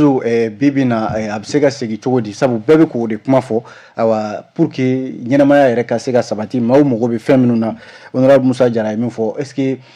marabu e bɛ cɛmancɛ koɲɛw dɔn kosɛbɛ bibi na Kidal kɔfɛ est ce que a kan ka bɔ Kidal ka jigin ka na fɔ cɛmancɛ la wa. Ok, merci beaucoup Diallo Adjaranye. Mais je souhaiterais un peu rebondir sur ce que mes deux co-débatteurs ont dit. Il convient d'assainir les discours publics aujourd'hui dans une dimension où Anga Armée et c'est sur le cadre local. Au Djumé, au de sécurité domaine qu'on va donc sécurité totalité. Donc il n'y a pas sécurité 100%. N'a pas quoi armée donna Kidal. Au Korota et ko armée Mali croyant femme befene maîtriser. Ko lakana ben tout ni moti bi mo kan fo seka ke mo wele la bambachi wale ke baka seka prokoto ka fendo ke au 100% sécurité team puisque mo do fene ou bien une opportunité de la ba fois utungo ku ya ketan mais tout ni atla ka ketan. Il n'y a pas de sécurité totale. Donc c'est pour dire que il faut dormir d'un nez et se tenir debout de deux pieds. Ika da inyekelen datulen de kelen yelelendo wa ika jo isi enflaba ou te armée droite oui jamana de bede puisque mi deli ko il faut que beka donc afo ni armée ma lafia jamana de ma lafia jamana ma lafia bon ni jamana de fene ma lafia armée ti lafia donc o ba yira sisan ali jamana de yɛrɛ mɔgɔw bɛ fɛna fara ɲɔgɔn kan kelenya ka do da kelen fɛ ka do da kelen fo bɛɛ de k'i bolo di ɲɔgɔn ma ani mɔgɔw k'a dabila k'a fɔ ni armée ye tɔɔrɔ sɔrɔ dɔw b'a essayer i n'a fɔ an b'o ye bɔlɔlɔ sira kan bon on ne gère pas un pays avec les réseaux sociaux mais a bi leçon mun di o ye fasoden mun ti ɲumanya de ye quoi puisque n'i ka faso bɛ kɛlɛ la e ka bɔ réseaux sociaux kan ka essayer k'a fɔ k'i bi i ka fini ta baw dɔgɔya i ni minnu wolola ka mɔ dugumakolo kelen kan ni aw bɛɛ ye siya kelen maaw ye wali ni aw bɛɛ ye jamanaden kelen maaw ye o hakilina k'o don jamanaden dɔw la minnu b'o kɛ réseaux sociaux kan sira ɲuman donc c'est pour dire que mun ye services sociaux de base hukumu ye c'est vrai bi jamanadenw mago b'o la kosɛbɛ mais je profite de l'occasion k'a fɔ joli b'a la yan a kan kan pour que baara ka ɲɛ an bolo baara kanu bi maa minnu na maa minnu ye baara kɛ k'a sɔrɔ u ma tɔgɔ ɲini u ma wari ɲini u ma jɔyɔrɔ ɲini baara ka kalifa olu la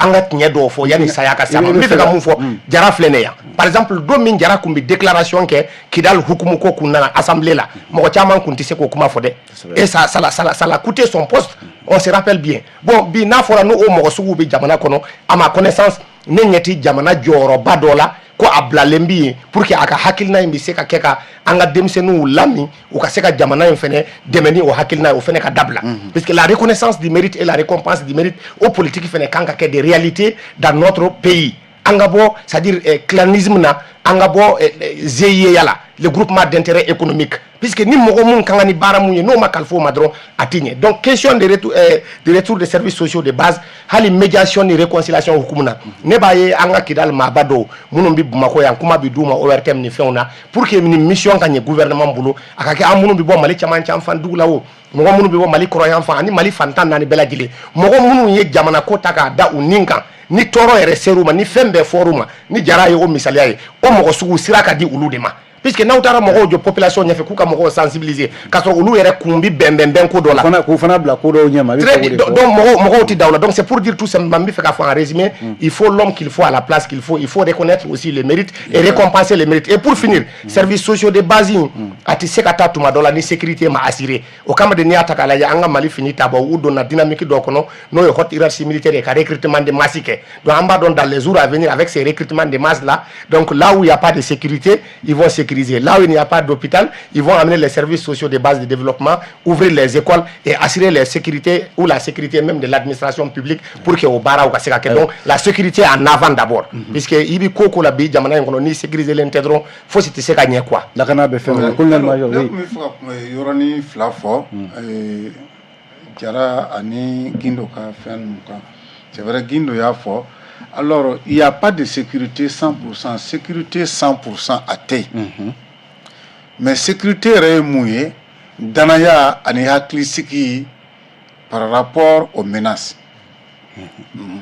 Danaya ani hakli siki par rapport aux menaces, ambo aucune sécurité de quoi. Sinon à 100% terre. Même les États-Unis, mais sécurité diramu manan dalendu ou la kafwa a ni kokera ou se ku jorofin. Ou se ka en lakana au bɛɛ sécurité la fɛn de sinon mɔgɔ si tɛ se k'a fɔ ko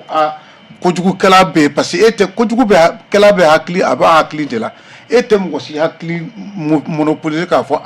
nin bɛ wuli ka taa nin kɛ des fois n'a kɛra de ka ban i taara mɔgɔ suɲɛ o i taara mɔgɔ ka bitiki kɛra ou bien i yɛrɛ taara muru kɛ ka mɔgɔ menace nin bɛɛ de ye sécurité ko de ye adamaden ni fɛn na donc à 100% de tɛ mais a danaya na Bamakɔ yan yɛrɛ voilà a danaya na hakilisigi sɔrɔsi fini donna b'o hokumu de kɔnɔ je suis d'accord avec lui u b'o cadre de kɔnɔ maliyɛn bɛ se ka da u la u bɛ se ka maliyɛnw hakili sigi n'o fɔra ye ka ban alors Guindo ye fɛn dɔ fɔ parce que ale ko par exemple n'i ye Kidali ta bi ko par exemple ko an minnu bɛ yan ou bien ka mɔgɔ dɔw ta olu ka taa Kidali ko ɲɛnabɔ ne ko ne ko aji kuma ka gɛlɛn kuma ka nɔgɔ adamadenya ye an bɛ ka danaya de fɔ danaya i tɛ mɔgɔ o mɔgɔ dɔn kosɛbɛ n'o ka danaya dɔɔnin de don i t'i yɛrɛ bɛɛ di o ma Mali problème caman de fana wulila o la alors mɔgɔw bɛ hakɛ to parce que kuma ka gɛlɛn mais n'i ma bɛɛ fɔ a tɛ ban mun de don alors Mali problème dɔ hali e bɛ bɔ dɔgɔnɔ jamana na an bɛɛ bɛ centre ni fɛn na mais Mali problème dɔ ye an y'a jira k'a fɔ Mali tabiya ye mun ye ni de ye an ka so du ɲɛnabɔbaga de ni gɛlɛya nana ou bien ni ɲɛnajɛ bɛ yen nin de bɛ wele o de ye ciden ye a kɔrɔla o denmisɛn de o de y'an ka ciden de mais a ko nana kɛ olu de nana kɛ ka na sariya de sigi an kan parce que administration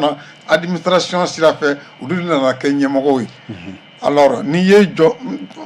kuma ma nɔgɔ ne m'a fɔ n ko jɔnya ka ɲi dɛ ne ye bɔbɔ da an tɛ sɔn jɔnya ma mais n'i ko jɔn ka na kɛ chef ye ni e taara n'a ye bɔbɔ jamana i ɲɛ b'a la hali n'a y'a sɔrɔ e bɛ fɛ ka na mun kɛ a ka ɲi a tɛ se ka ɲɛnabɔ donc an k'a to k'a fɔ ko Kidali ɲɛmɔgɔw dɔ bɛ wuli u bɛ kuma fɔ an kana o bɛɛ kɛ baasi ye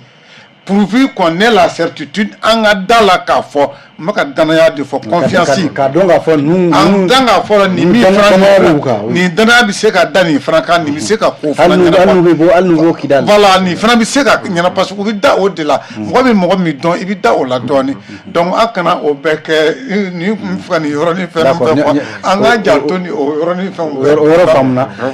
honorable Musa Jara y'i da don accord ko la an b'a dɔn k'a fɔ accord bilama maa bɛ se k'a fɔ sen kelen bɛ ɲini ka na kari walima sen fila yɛrɛ bɛɛ kari la sabu maa min da b'a la n'o ye MINUSMA ye ale taara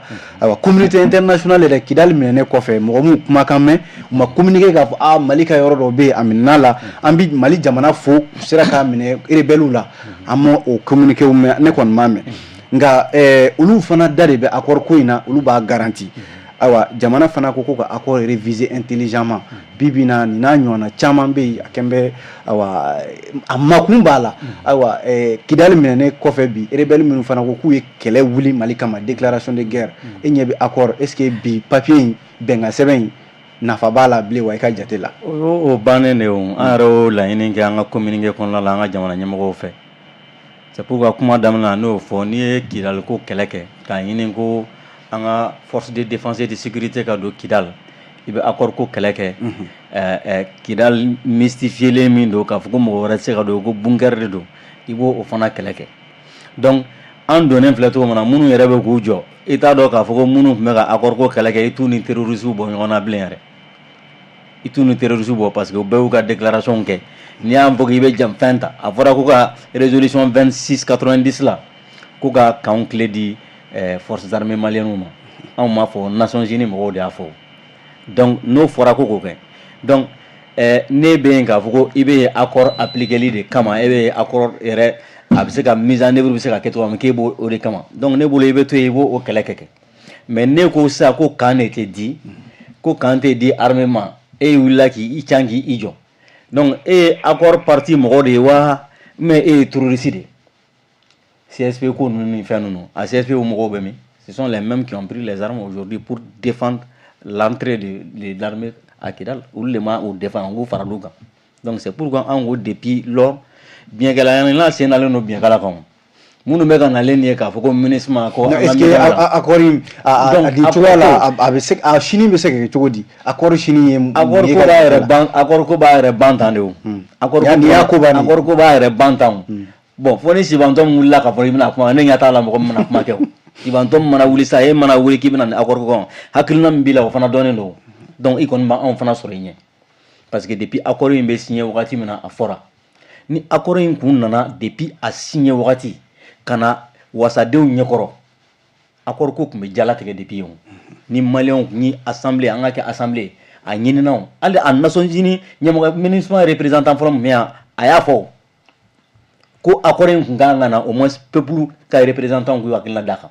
donc o ma di a kan parce que a dɔnnen don k'a fɔ ko janfa sɛbɛn de don maliyɛn fanba si tun t'a fɛ a wagati la donc bi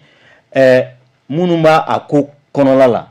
olu bɛɛ tilala k'u can k'u jɔ de l'autre côté o k'u opposer armée la donc an bolo accord ko y'a a yɛrɛ ban nin ye de o parce que minnu b'a kɛlɛ la olu taara k'u yɛrɛ kɛ i n'a fɔ k'olu le ye terroristes ye o parce que u tɛna se ka kuma kan na bi k'u bɛna accord ko kuma fɔ n'u bɛ ko k'i bɛ accord ko kuma fɔ i tɛ armée bali ko kuma fɔ ka don Kidal donc an bolo c'est très clair mɔgɔ si tɛna se ka wuli k'a fɔ k'e bɛna can k'i jɔ au nom de quelle institution mais de quelle organisation mais de quelle population k'e bɛna ko accord mise en œuvre donc ne kɔni bolo anw fɛ gouvernement k'i sen bɔ nin ko in na accord ko kɛlɛ y'a yɛrɛ ban ka ban nin y'a accord ko bannen fo ni ko wɛrɛ b'a a kɔfɛ u b'a fɛ ka wuli ni min ye donc an dun b'a dɔn k'a fɔ ko wɛrɛ t'a kɔfɛ a kɛlɛ bannen nin ye c'est pourquoi an y'a demandé an ka communiqué la u ka accord in lafili an b'a fɔ cogo min na papier hygiénique in a y'a yɛrɛ ban a utilisera ka ban u k'a fili sutura kɔnɔ accord pour la paix e ka jate la Musa ye mun fɔ n'i y'a ko bannen Alfuseni Gindo wala yanni an ka nɛgɛjuru sira di an ka an lamɛnbaaw n'a filɛlibaw ma bon n bɛ se ka mun fɔ a la lecture intelligente ko kuma mun fɔra a la toujours ne bɛ sɛmɛ ni o yɔrɔ de ye n t'a dɔn en cause sur des principes, des bonnes bases. Il n'a pas à yoro nyuma munu mbe nati ngalama do anga jamana ka yere ma horoya kan nati ngalama do anga intégrité territoriale belajele anga seka oke otaye ani nati défense militaire were autonomie ka ke anga jamana territoire kan donc au cadre munu nobe nabi o yoro munu soso o de ka boala pepeu mais fen hakilna nyumaw yi mun nati anga jamana ka yere ma horoya do ngala mana kele ati anga Mali bolo segi biseka kaka biseka la kura ba biseka kena ko oui mais dans l'intérêt supérieur du peuple malien tel que nos autorités l'ont dit puisque intina nga autorité au fene dédié du moment où j'ai entendu des déclarations venant de nos plus hautes autorités kubi accord koina j'ai vu le ministre de la réconciliation lors de la rencontre des ressortissants de Taoudeni aya dira ka fo ils sont ouverts au dialogue en rencontre ouverte fene aya dira ka fo uluma ban accord kula mais comment appliquer l'accord? Dans quel intérêt? Et dans l'intérêt de qui? Contre qui? Puisque tout ce qui va atteindre à l'intégrité territoriale de notre pays, c'est un manga jamana kayera mahoraya dongala mana wali ka iseka fukubuka a armée défensive ke ka ke anga dugma ko yoro dokan o ko kon temble mais accord bi se ka ke nu u labene no wele ka blauma u kana u ka ke Mali denw yi poste stratégique munun kumbi duma folo o sugu yawti duma puisque ni marfata ki ka jamana kele dana ya sugu do be a manka daila ble do ika bla kolosi minan do konana nga ni labene no kana yafa boloma haldi mo filla ni yafa dele ala fe ala bi yafi ma Mali yafa jamana de koto nyogon tala jamana do ben jamana do et toujours dans l'intérêt supérieur du peuple malien et de ses autorités mais tout ce qui va à l'encontre de ça angana o négocier ni mo aussi inafo anga jamana nyamo Assimi Goïta ni chef de gouvernement Sogel Kokala Maïga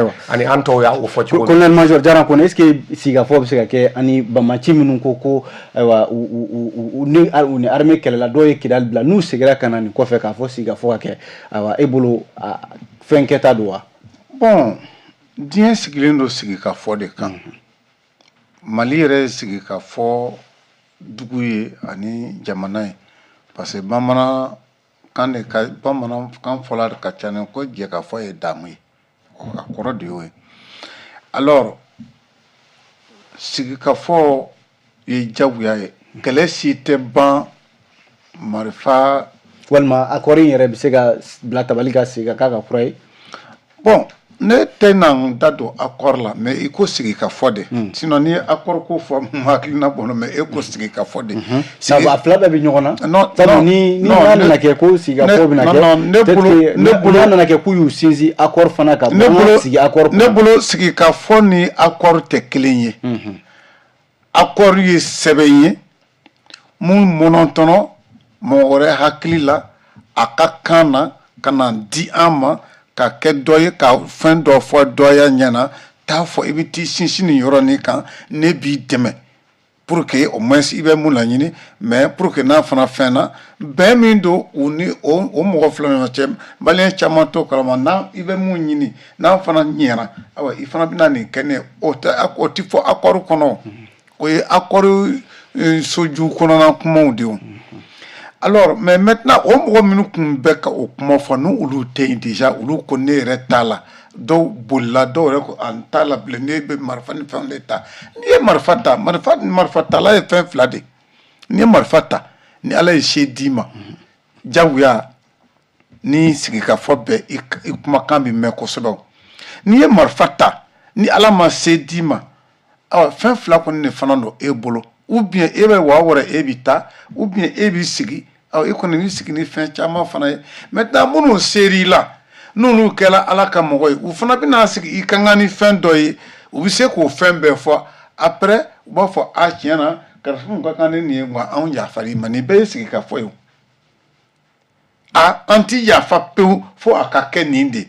jamana re bi se ka fo no ya to jamana tabulo kansa jamana do se ka fo anti se ka ja fa pe abi kendi jamana de fo c'est vrai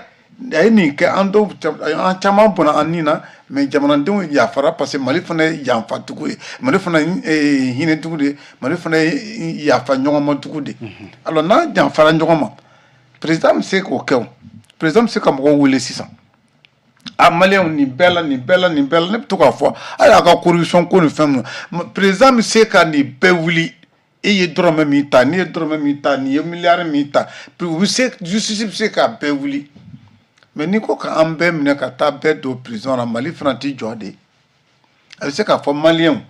awore nye bala bede bala président ya ki ma kuma fo bi ya fama de président ya ki ma président ti kuma te me président ka kuma be korama de ako munu ye kojugu kala munu ye sueni kala munu ye détourner kala ko do kora kedo do dogonindo do fado do tirido ko aywa na ya be ni be minana mo si fra kana fait c'est ce que ça veut dire alors ni car be ba dongo fo a car ça ni bala mais comment maintenant c'est ka be mine amunu taka gele na be am se kunu mine ay ta ulu keta mais a to président ka fa vraiment anga jafa nyoma o be français ka ke nous singla kana c'est ni op mu misere nous singla kana ba do uyo kujugu ke uyo kujugu mi ke o kujugu to de bita ni crime de do ni délit simple de do ou bien ni contravention de do juge mo be magistrat be ulu bo de dantre. Alors nous écrivons que au crime kangane mouye au bifo maintenant nous jalo ka fait président chama timana mali la o yoro après on va dire qu'ils ont été amnistiés il y a fa keru mo alors ambe kuma di an lameba fana ba minnu be ka anfle jabarani ka ni minnu fana be ka radio Joliba lamɛ o kuma be se ka an wele nɛgɛjuru sira fɛ 65 65 50 50 minnu be fɛ ka ɲininkali kɛ ani minnu be fɛ ka u dado baro la ka faranga kɛ ka hakilila dɔ fara an ka ma welelen olu ka hakilaw ka kuma nɛgɛjuru sira baw ka bila la 65 65 50 50 a b'an wele o la donc a be a dado baro la a be ka Joliba TV News ale de lajɛ radio Joliba a b'ale de fana sanfɛ min ye jama kodi jɛmukan an b'ale de ka an bɛ ka kuma Kidal sini bɛ kɛ cogo di allo awa Ansu somɔgɔw dun i b'an wele ka bɔ min ka bɔ Kati Burama Tall ka bɔ Kati Burama Tall Burama Tall ka bɔ Kati bisimila ne ka ɲininkali ye min ye an kɔni a y'a jija ka Kidal minɛ o ye tiɲɛ mais Niger ani Isu bɛ ka jɛ ɲɔgɔnya la bi don n'a nataw la n'a sɔrɔ lɛmi e ka segin a kan ko Niger ni jumɛn ye hakili la ko Niger ni Russie fana bɛ jɛ la wa ko o sini bɛ kɛ cogo di n'i y'a faamuya nɛgɛjuru sira b'aw ka bila la 65 65 50 50 allo awɔ Ansu Bura don wa awɔ i ka ɲininkali kun ye jumɛn ye ne ka ɲininkali ko an ni Russie ni Niger bi an ka di don n'a nataw la n'a sɔrɔ ni yɛlɛmana na ko dɔw la ni yɛlɛma donna ko dɔw la est-ce que a tɛna gɛlɛya an bolo cogo di voilà o de ye ne ka ɲininkali ye quoi ayiwa a faamuna u bɛ n'i jaabi 65 65 50 50 a bɛ ka Joliba TV News ale de lajɛ jama kodi jɛmukan an b'ale de kɛnɛ kan allo Ansu somɔgɔw bɛ di i b'an wele ka bɔ min e b'a wele ka bɔ Samɛ i tɔgɔ ni jamu n tɔgɔ ye Cheikh Umar bisimila bon a ka intervenant dɔ ka kuma o de diyara ne ye kosɛbɛ mɔgɔ o mɔgɔ ye i seko kɛ ka kuma k'i hakilina di donc parti ko tɛ ni rien ni lafiya kɛra jamana fɛnɛ k'a lajɛ bon nin ye nin kɛ k'a sɔrɔ parti ko tɛ ni rien a bɛ exemple di dans les jours à venir mɔgɔ wɛrɛw ma tuguni o ye ne hakilina ye ko mɔgɔ minnu ye kɛlɛ kɛ ni jamana sera ka yafa u ma i n'a fɔ i bɔra ka min fɔ sisan sigi ka fɔ ka boloda a y'o de sɔnji la 65 65 50 50 mɔgɔ b'an kɔ allo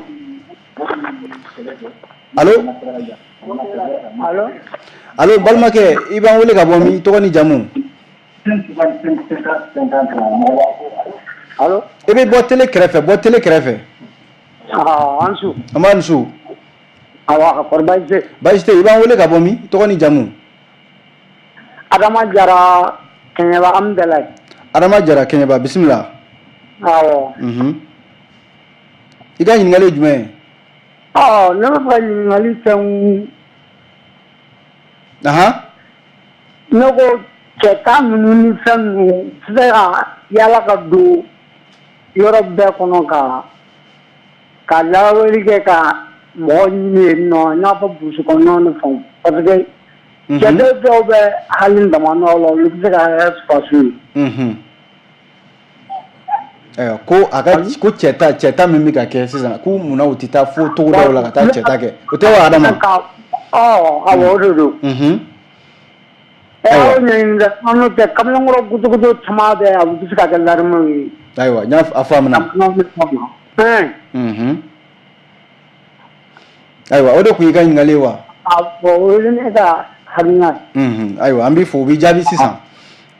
an bɛ Keɲɛbaka bɛɛ lajɛlen fo 65 65 50 50 Joliba TV News ani radio Joliba a bɛ k'o de lamɛn jama ko di jɛmukan an b'ale de kɛnɛ kan min ye Kidali ko kuma ye an b'o de la Kidali sini bɛna kɛ cogo di a minɛnen kɔ an ka finitigiw fɛ allo allo allo wa n balimakɛ i bɛ bɔ télé kɛrɛfɛ walima radio walima i b'a faga ok d'accord i tɔgɔ ni jamu i b'an wele ka bɔ min ka wele ka bɔ Sikɔrɔ Ali Danbele k'a wele ka bɔ min ka wele ka bɔ Kati Sikɔrɔ Kati Sikɔrɔ bisimila Ali voilà ne fɛ ka min fɔ sisan an ka service de renseignement mɔgɔ minnu bɛ fɛn na Niger frontière la an ka service de renseignement mɔgɔ minnu bɛ Niger frontière la voilà k'u di yan ni cɛ min ye wele kɛ ko Burama dɛ voilà u k'a ji k'u diya k'a ka numéro tracer rebelle de don Burama jumɛn min ye wele kɛ sisan Burama jumɛn e ka min Burama jumɛn ne ma Burama dɔ ye bɔra ka wele kɛ ayi Ali non a tɛ fɔ mɔgɔ ma ko terroriste yan ayi n'i bɛ weleli kɛ n'i bɛ ka ɲininkali kɛ i ka ɲininkali kɛ kana fɔ mɔgɔ ma ko ye terroriste yan i y'a faamu a y'a ka hakilila fɔ cogo min i yɛrɛ b'i ka hakilila ni ɲininkali b'i bolo i bɛ ɲininkali kɛ 65 65 50 50 a bɛ ka jama ko di jɛmukan de lamɛn Joliba TV News an b'a ale de kan min ye jama ko di ye o jɛmukan an b'o de kan mɔgɔ b'an ko allo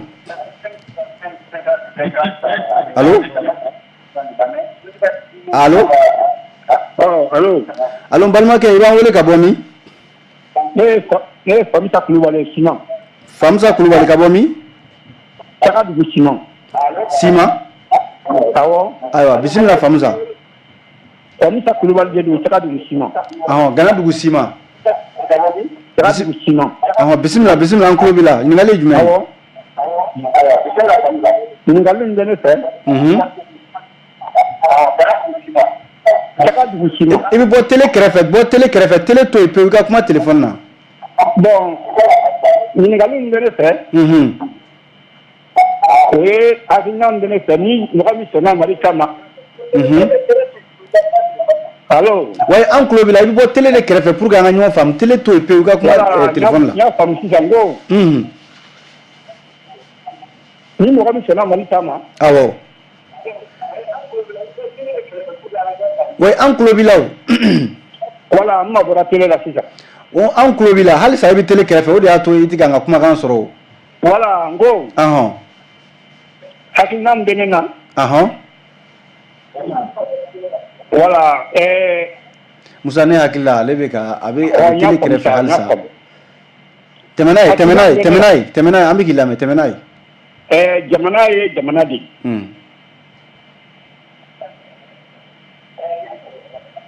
n ko jamana ye jamana de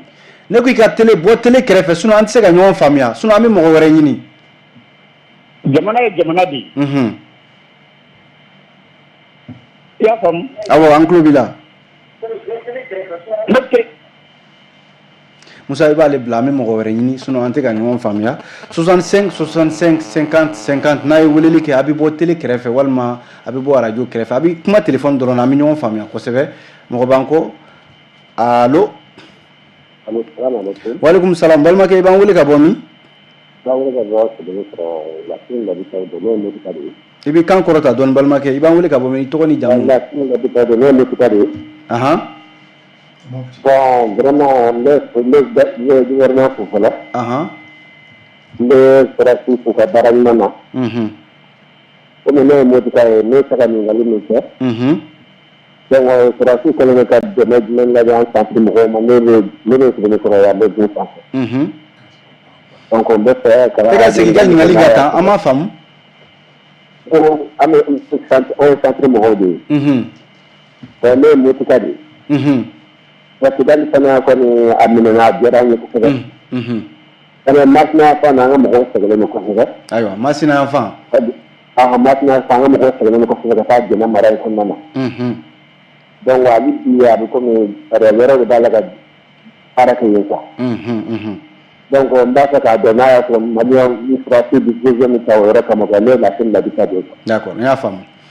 Voilà n bɛ fɛ k'o jaabi kan. An b'i fo an bɛ Motika bɛɛ fo Musa an bɛ maa kelen ta ka nɛgɛjuru sira jɔ 65 65 50 50 jama ko di a b'ale jɛmukan de layɛ la a bɛ Joliba TV News ale de kan Kidali a sini bɛna kɛ cogo di a minɛnen kɔ finitigiw fɛ an bɛ ka o baabu de sigi allo allo Amadu Su n balimakɛ i tɔgɔ ni jamu i b'an wele ka bɔ min allo allo allo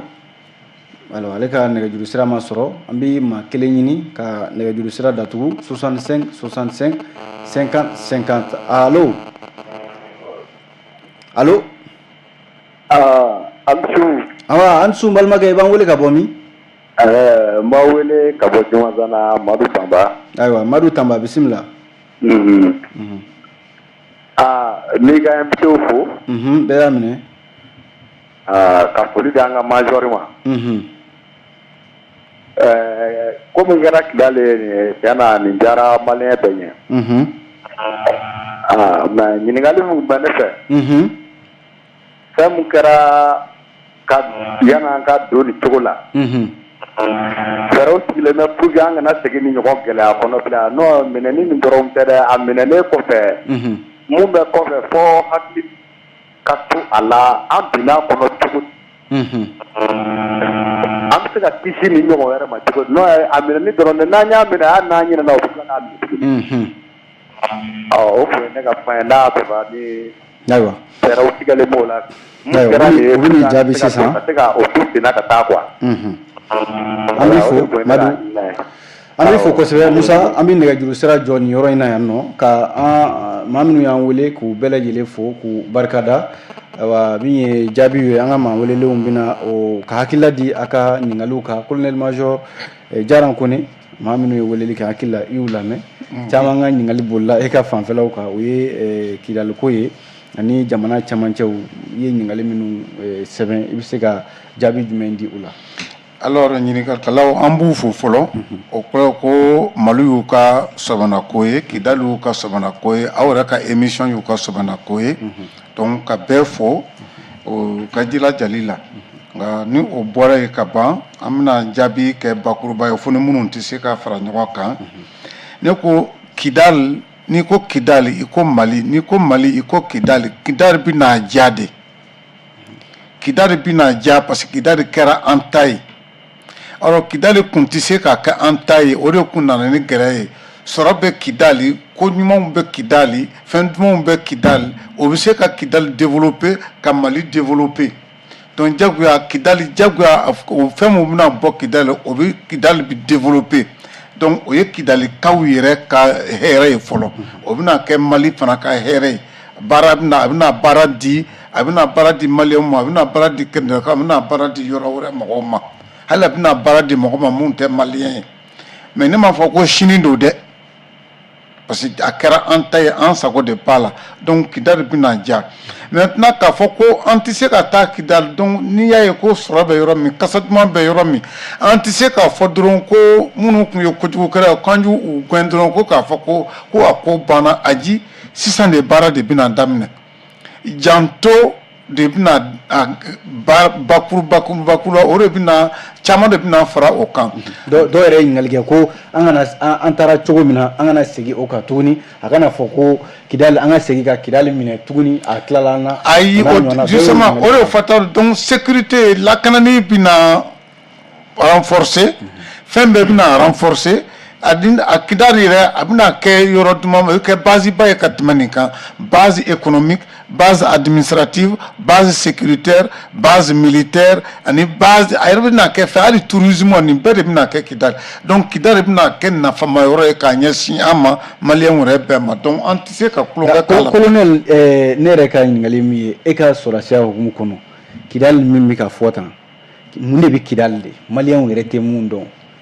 i ka sɔrɔsiya hukumu kɔnɔna la maliyɛnw tɛ mun de dɔn Kidali ko yɛrɛ la mun de bɛ yen ni nazaraw ni fɛn wɛrɛw bɛ ka girin a nɔfɛ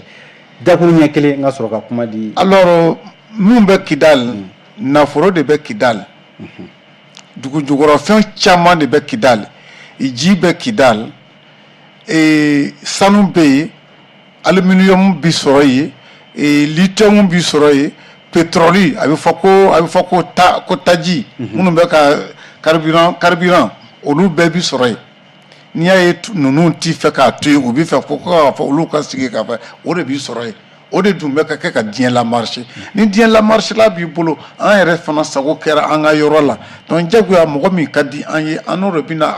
a fɛn baara kɛ mɔgɔ si tɛna baara kɛ bilen k'a fɔ ko i b'anw diya la i n'a fɔ u bɛ ka taa Niger uranium bɔ uranium kilo bɛ se ka kɛ 40,000 francs ye mais u bɛna di olu ma 30 ou bien 40 o kɔni o ye gɛlɛya dɔ ye. ayiwa colonel major b'i ka kuncɛ kumaw tugu a la joona an ka sɔrɔ ka kuma kuncɛ. alors ni je voudrais aussi quand même dire mɔgɔ min ko recrutement parce que u ye recrutement ko fɔ c'est vrai recrutement kun bɛ kɛ dugu commission de wuli u bɛ taa dugu ni dugu la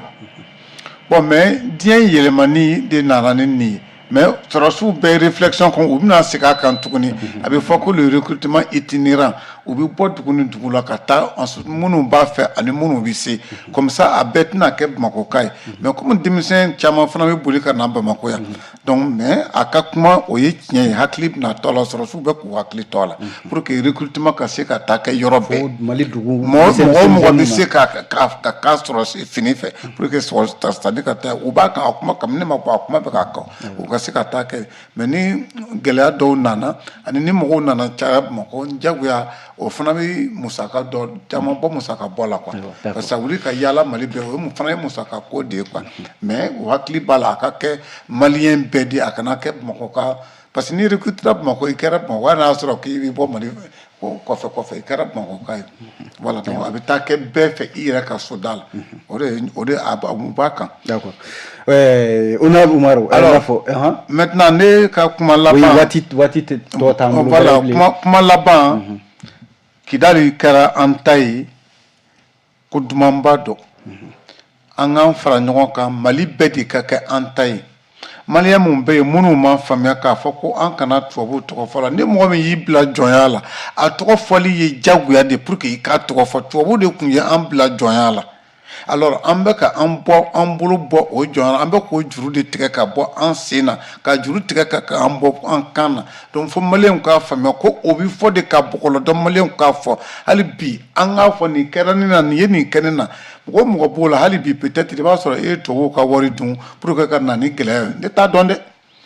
ni mɔgɔ kɔni b'a dɔn k'a fɔ ko e bɛ fɛ ka kɛ Mali ɲɛmɔgɔ ye e bɛ fɛ ka kɛ Mali ministre ye e bɛ fɛ ka kɛ Mali président ye e bɛ fɛ ka kɛ fɛn wɛrɛ Mali kɔni tɔgɔ la jagoya i kan ka Mali défend n'i ma kɛ Mali défend ba ye i tɛ se k'a kɛ président ye n'i ma Mali défend i tɛ se k'a kɛ ministre ye n'i ma Mali défend n'i ma kɛ Mali fɛ i tɛ se k'a kɛ président ye i tɛ se k'a kɛ ministre ye i tɛ se k'a kɛ ɲɛmɔgɔ si ye donc an ka kɛ Mali de fɛ fɔlɔ ne kɔni b'o ɲini maliyɛn bɛɛ de fɛ donc an ka fara ɲɔgɔn kan Mali de kan an ka tɔw to yen an ka bɛnbaliya an ni ɲɔgɔn cɛ an k'o to yen fɔlɔ ni Mali sɔrɔla tuma min Mali kɛra an ta ye tuma min na an bɛ na ko se ka ko wɛrɛ fɛn ninnu k'a la mais pour le moment an ka fara ɲɔgɔn kan an ka Mali in défend. Honorable Musa Jara ɲininkali minnu kɛra i bɛ jaabi jumɛn di? Bon peut-être que fo n'a kɛra Adama Jara ta ye min bɛ Kiɲɛba ale ye ɲininkali min kɛ recrutement ko la parce que an bɛ se k'a fɔ Mali bɛ niveau min na an ye sariya sun kura min ta constitution n'o ye constitution article 24 c'est très clair o b'a jira k'a fɔ ko le devoir la défense de la patrie est un devoir pour tout citoyen a bɛ tila k'a fɔ tous les citoyens âgés de 18 ans au moins peuvent être mobilisés aux côtés des forces armées et de sécurité pour la défense de la patrie. Donc, Mali est une sariata. Ante ala ɲini a deli ala fɛ an ka se fo o niveau la parce que n'a a gɛlɛyara k'a fɔ k'a tɛ se fo k'a bɛna se fo niveau dɔ la a bɛ wajibiya maliden bɛɛ kan n'i si sera san 18 ma ka ban taa bɛ k'i nɔfɛ jagoya de i bɛ na ka na arme de défense mais n'i y'a ye bi vaste programme dayɛlɛnna aba donc k'a fɔ an ma s'o la donc mɔgɔw bɛ ka recruter comme ça se doit et a dayɛlɛ nos Maliens bɛɛ an y'a ye k'a fɔ u ye mesure fɔlɔ min ta hali o recrutement la u tilala ka dɔ yɛrɛ fara kan pour que le maximum puisse être recruté donc an b'an ka jamana ɲɛmɔgɔw fo la min fana ye ɲininkali kɛ k'a fɔ n'o ye Dumanzanakan ye Madu Fɔnba je crois ale ko yala an ye Kidali minɛ ko est-ce que mesure wɛrɛw talen no pour que an kana bin nin situation in kɔnɔ parce que Kidali ko kɛlen no ka mɔgɔw kamana gan hali ni ye dɔw ɲininka mɔgɔw b'a fɔ sini entre guillemets minnu tɛ Mali fɛ minnu tɛ a fɛ an ka bɔ nin kɔnɔ olu bɛ se k'a fɔ hali sini ko ninnu bɛna ka na fan an bɛ mɔgɔw hakili lasigi parce que n'i ye jamana kɔnɔ ɲɛmɔgɔw ye bi k'a fɔ k'u ye nin sira ta parce que jamana kɔnɔdenw jɔlen don ka Asimi fo bi nin baara in na a ka wuli ka jɔ la a n'a ka engagement n'a ka dévouement na k'an ka ministre de la défense anw b'a fɔ a ma ko seigneur de guerre de don parce que ale fana y'i jɔ nin ko kɔrɔ k'a kɛ a ka lutte ye donc k'a fɔ Madu ye k'a fɔ anw hakili latigɛlen don k'a fɔ an tɛna bin ni ɲɔgɔnna wɛrɛ kɔnɔ Kidali tɛna bin mɔgɔ jugu bolo kɔnɔ quoi donc mɔgɔw k'u hakili an tɛ Ala deli la an tɛ mɔgɔ si tɛ Ala deli la donc c'est pourquoi an ko u jɛlen don an b'u fo u ka o jɔlenya de la ne bɛ bɔ kuma la ni min ye o ye folikan de ye ka foli lase peuple malien ma parce que nin kɛlɛ ninnu ɲɛsin kɛra ninnu kɛlɛ ma ka gɛlɛyaba dɔ to yen mais peuple malien fanba ye a to k'a fɔ ni insécurité ko in an ka kɛlɛ kɛ nin sécurité ko la an ka nin sɔrɔ n'an ye nin sɔrɔ nin gɛlɛya ninnu bɛ se ka kan n bɛ misali ta EDM ko kan bɛɛ b'a dɔn k'a fɔ fɛn don mais peuple malien ma bɔ da kelen k'a fɔ an ka bɔ an ka taa an ka jamana ɲɛmɔgɔw fɛ parce que an b'a dɔn ko nin de bɛ yen donc ka peuple malien fo a ka résistance n'a ka résilience la k'a jira k'a fɔ anw b'a dɔn ni nin bɛɛ nɔgɔyara wallahi nin an bɛ tila ka ninnu fana bɛɛ kɛlɛ kɛ nin bɛɛ bɛ segin ka na maliyɛnw ma parce que o y'an kɛlen y'an yɛrɛ ta ye n'i t'i yɛrɛ ta ye k'a fɔ sécurité tɛ e fɛ yen nɔ donc gɛlɛya caman bɛ na donc an bɛ maliyɛnw fo la donc an bɛ foli min da o kan o ye ka Niger jamana ɲɛmɔgɔw fo ka Burkina jamana ɲɛmɔgɔw fo a n'a peuple olu minnu farala Mali kan ka nin kɛlɛ in kɛ hali n'i y'a ye Kidali minɛlen c'est les deux pays qui ont fait des communiqués pour soutenir Mali k'an profiter la ka alliance min bɛ Mali ni nin jamana ninnu cɛ k'a fɔ maliyɛnw ɲɛna an ka alliance au niveau des peuples an ka alliance a renforcer parce que kɔnɔkulu jɛlen de bɛ kana dan jamana ɲɛmɔgɔw ma an ka alliance a renforcer k'an profiter fɛ ka panafricain bɛɛ fana fo panafricains ye Maliw dɛmɛ nin kɛlɛ in na o la an bɛ voilà donc an b'olu fo la ka bɔ kuma la ni min ye foli dakuruya labanna o ye k'a fɔ toutes les forces du changement aujourd'hui an kana an sigi k'a fɔ Kidali minɛna ko in banna fɛn fɛn wulilen don ka engagement ta k'i jɔ ni autorité in kɔfɛ hali bi an k'an tɛgɛ di ɲɔgɔn ma an k'an tɛgɛ di ɲɔgɔn ma pour que u ka to nin dynamique in kɔnɔ dynamique in de bɛ se ka Mali bɔ nin gɛlɛya in kɔnɔ. Alfuseni Gindo kuma laban b'i bolo ɲininkali minnu kɛra teliya la i k'u jaabi. Merci beaucoup Diallo teliya bolo ma n bɛ mun fɔ dɔ ye ɲininkali kɛ ko an ni Russie bolo di ɲɔgɔn ma est ce que dɔ nataw la o tɛna se ka taa wolo kɔlɔlɔ wɛrɛw la wa n bɛ fɛ k'a fɔ dɔrɔn jamanaw dɔnnen don bi diɲɛ kɔnɔ u ka politique ye mun ye u ka diɲɛ marasira ye mun ye la politique de l'ingérence n'o ye ka don jamana dɔ ka hakilina kɔnɔna na wali a mara taabolo kɔnɔna na Russie t'o jamana ye ale b'a ka dantigɛ kɛ e b'i ka dantigɛ kɛ a bɛ se k'i dɛmɛ ni mun ye a b'i dɛmɛ n'a ye i bɛ se k'a dɛmɛ ni mun ye i b'a dɛmɛ n'a ye bamananw ko su mun bɛ ɲɛ kabini fitiri a bɛ dɔn bi n'i y'a ye k'a fɔ an ka Mali fini tabaw ye seba fɛnɛ sɔrɔ cɛw n'o ye le moral au top an ka armée ye mais armement n'o ye minɛn fɛnɛ sɔrɔli ye o b'a la tuma dɔ la an ka jamana ɲɛmɔgɔ y'a jira k'a fɔ hali n'an kun ye minɛn san minɛn sɔrɔli kun ye baara ye Faransi bolo donc a yɔrɔ fɔ o yɔrɔ la ne ka ye t'a la bi siga fosi tɛ se ka kɛ an ni Russie ka bolo di ɲɔgɔn ma maintenant fɛn mun ye kelen dɔ in ko wale ɲuman dɔn n'an b'o fɔ politique de reconnaissance du mérite n bɛ tila ka segin o kan n'i y'a ye bi an ka jamana sera a sera yɔrɔ min jamana ɲɛmɔgɔ a n'a ka jɔyɔrɔ de kan kan o kama de an sera ka bɔ nin dingɛ in na a bɔra ka an ka kɛlɛ minisiri tanu a n'a ka jɔyɔrɔ de kan kan a bilala yen de o de ye nin se d'an ma donc ni bɛɛ bilala i ka dɔnko la dɔrɔn su ti ko a na ani jalakili ko bi i b'a ye dɔw bɛ wuli hali u bɛ an ka jamana ɲɛmɔgɔ mankutu tiɲɛ ne y'an ka jamana ɲɛmɔgɔ rencontré n y'a fɔ yan siɲɛ caman san 2021 le 13 janvier o y'a sɔrɔ vice président don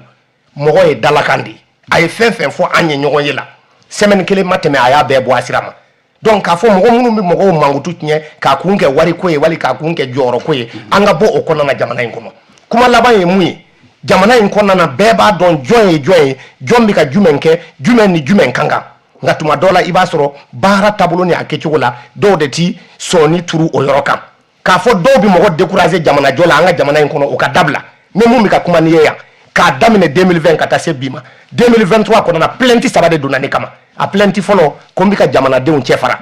kabini ala k'an da ma deli k'o kuma fɔ jamana in kɔnɔ yan a plainte fɔlɔ a filanan dɔ ye mun ye ko n bɛ kan ka damatɛmɛ wale kɛbagaw ka hakilina lasɔn ji la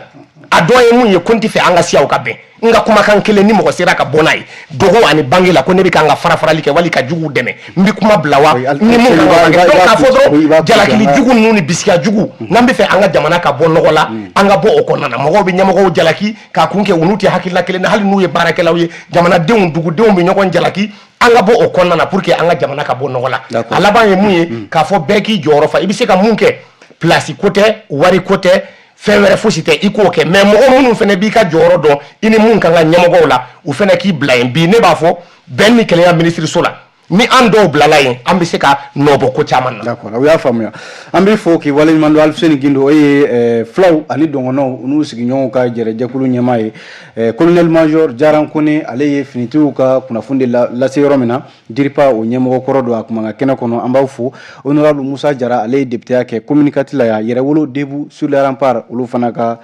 kuma lasela don ne yɛrɛ tɔgɔ ye ko Amadu Jalo an kun bɛ ka kuma baabu min kan o ye Kidali minɛna ayiwa a sini mina kɛ cogo di an kun bɛ ka kuma o baabu de kan min ye Musa Sanogo ale kun bɛ nɛgɛ karafe la radio fan fɛ Lamini Kulubali Musa Haidara Murulaye Ture ani Augustin fo ka taa se Isuf Sangare ayiwa ni Salimata Wederago olu fana bɛ k'an bila Jabarani sanfɛ an lamɛnbaaw an bɛ aw fana fo kosɛbɛ an minnu sigira k'an filɛ ani k'an lamɛn jama ko de bɛ sonsoro yan nin kun ye a tako 124 de ye an b'a fɔ a k'an bɛn diɲɛ waati wɛrɛ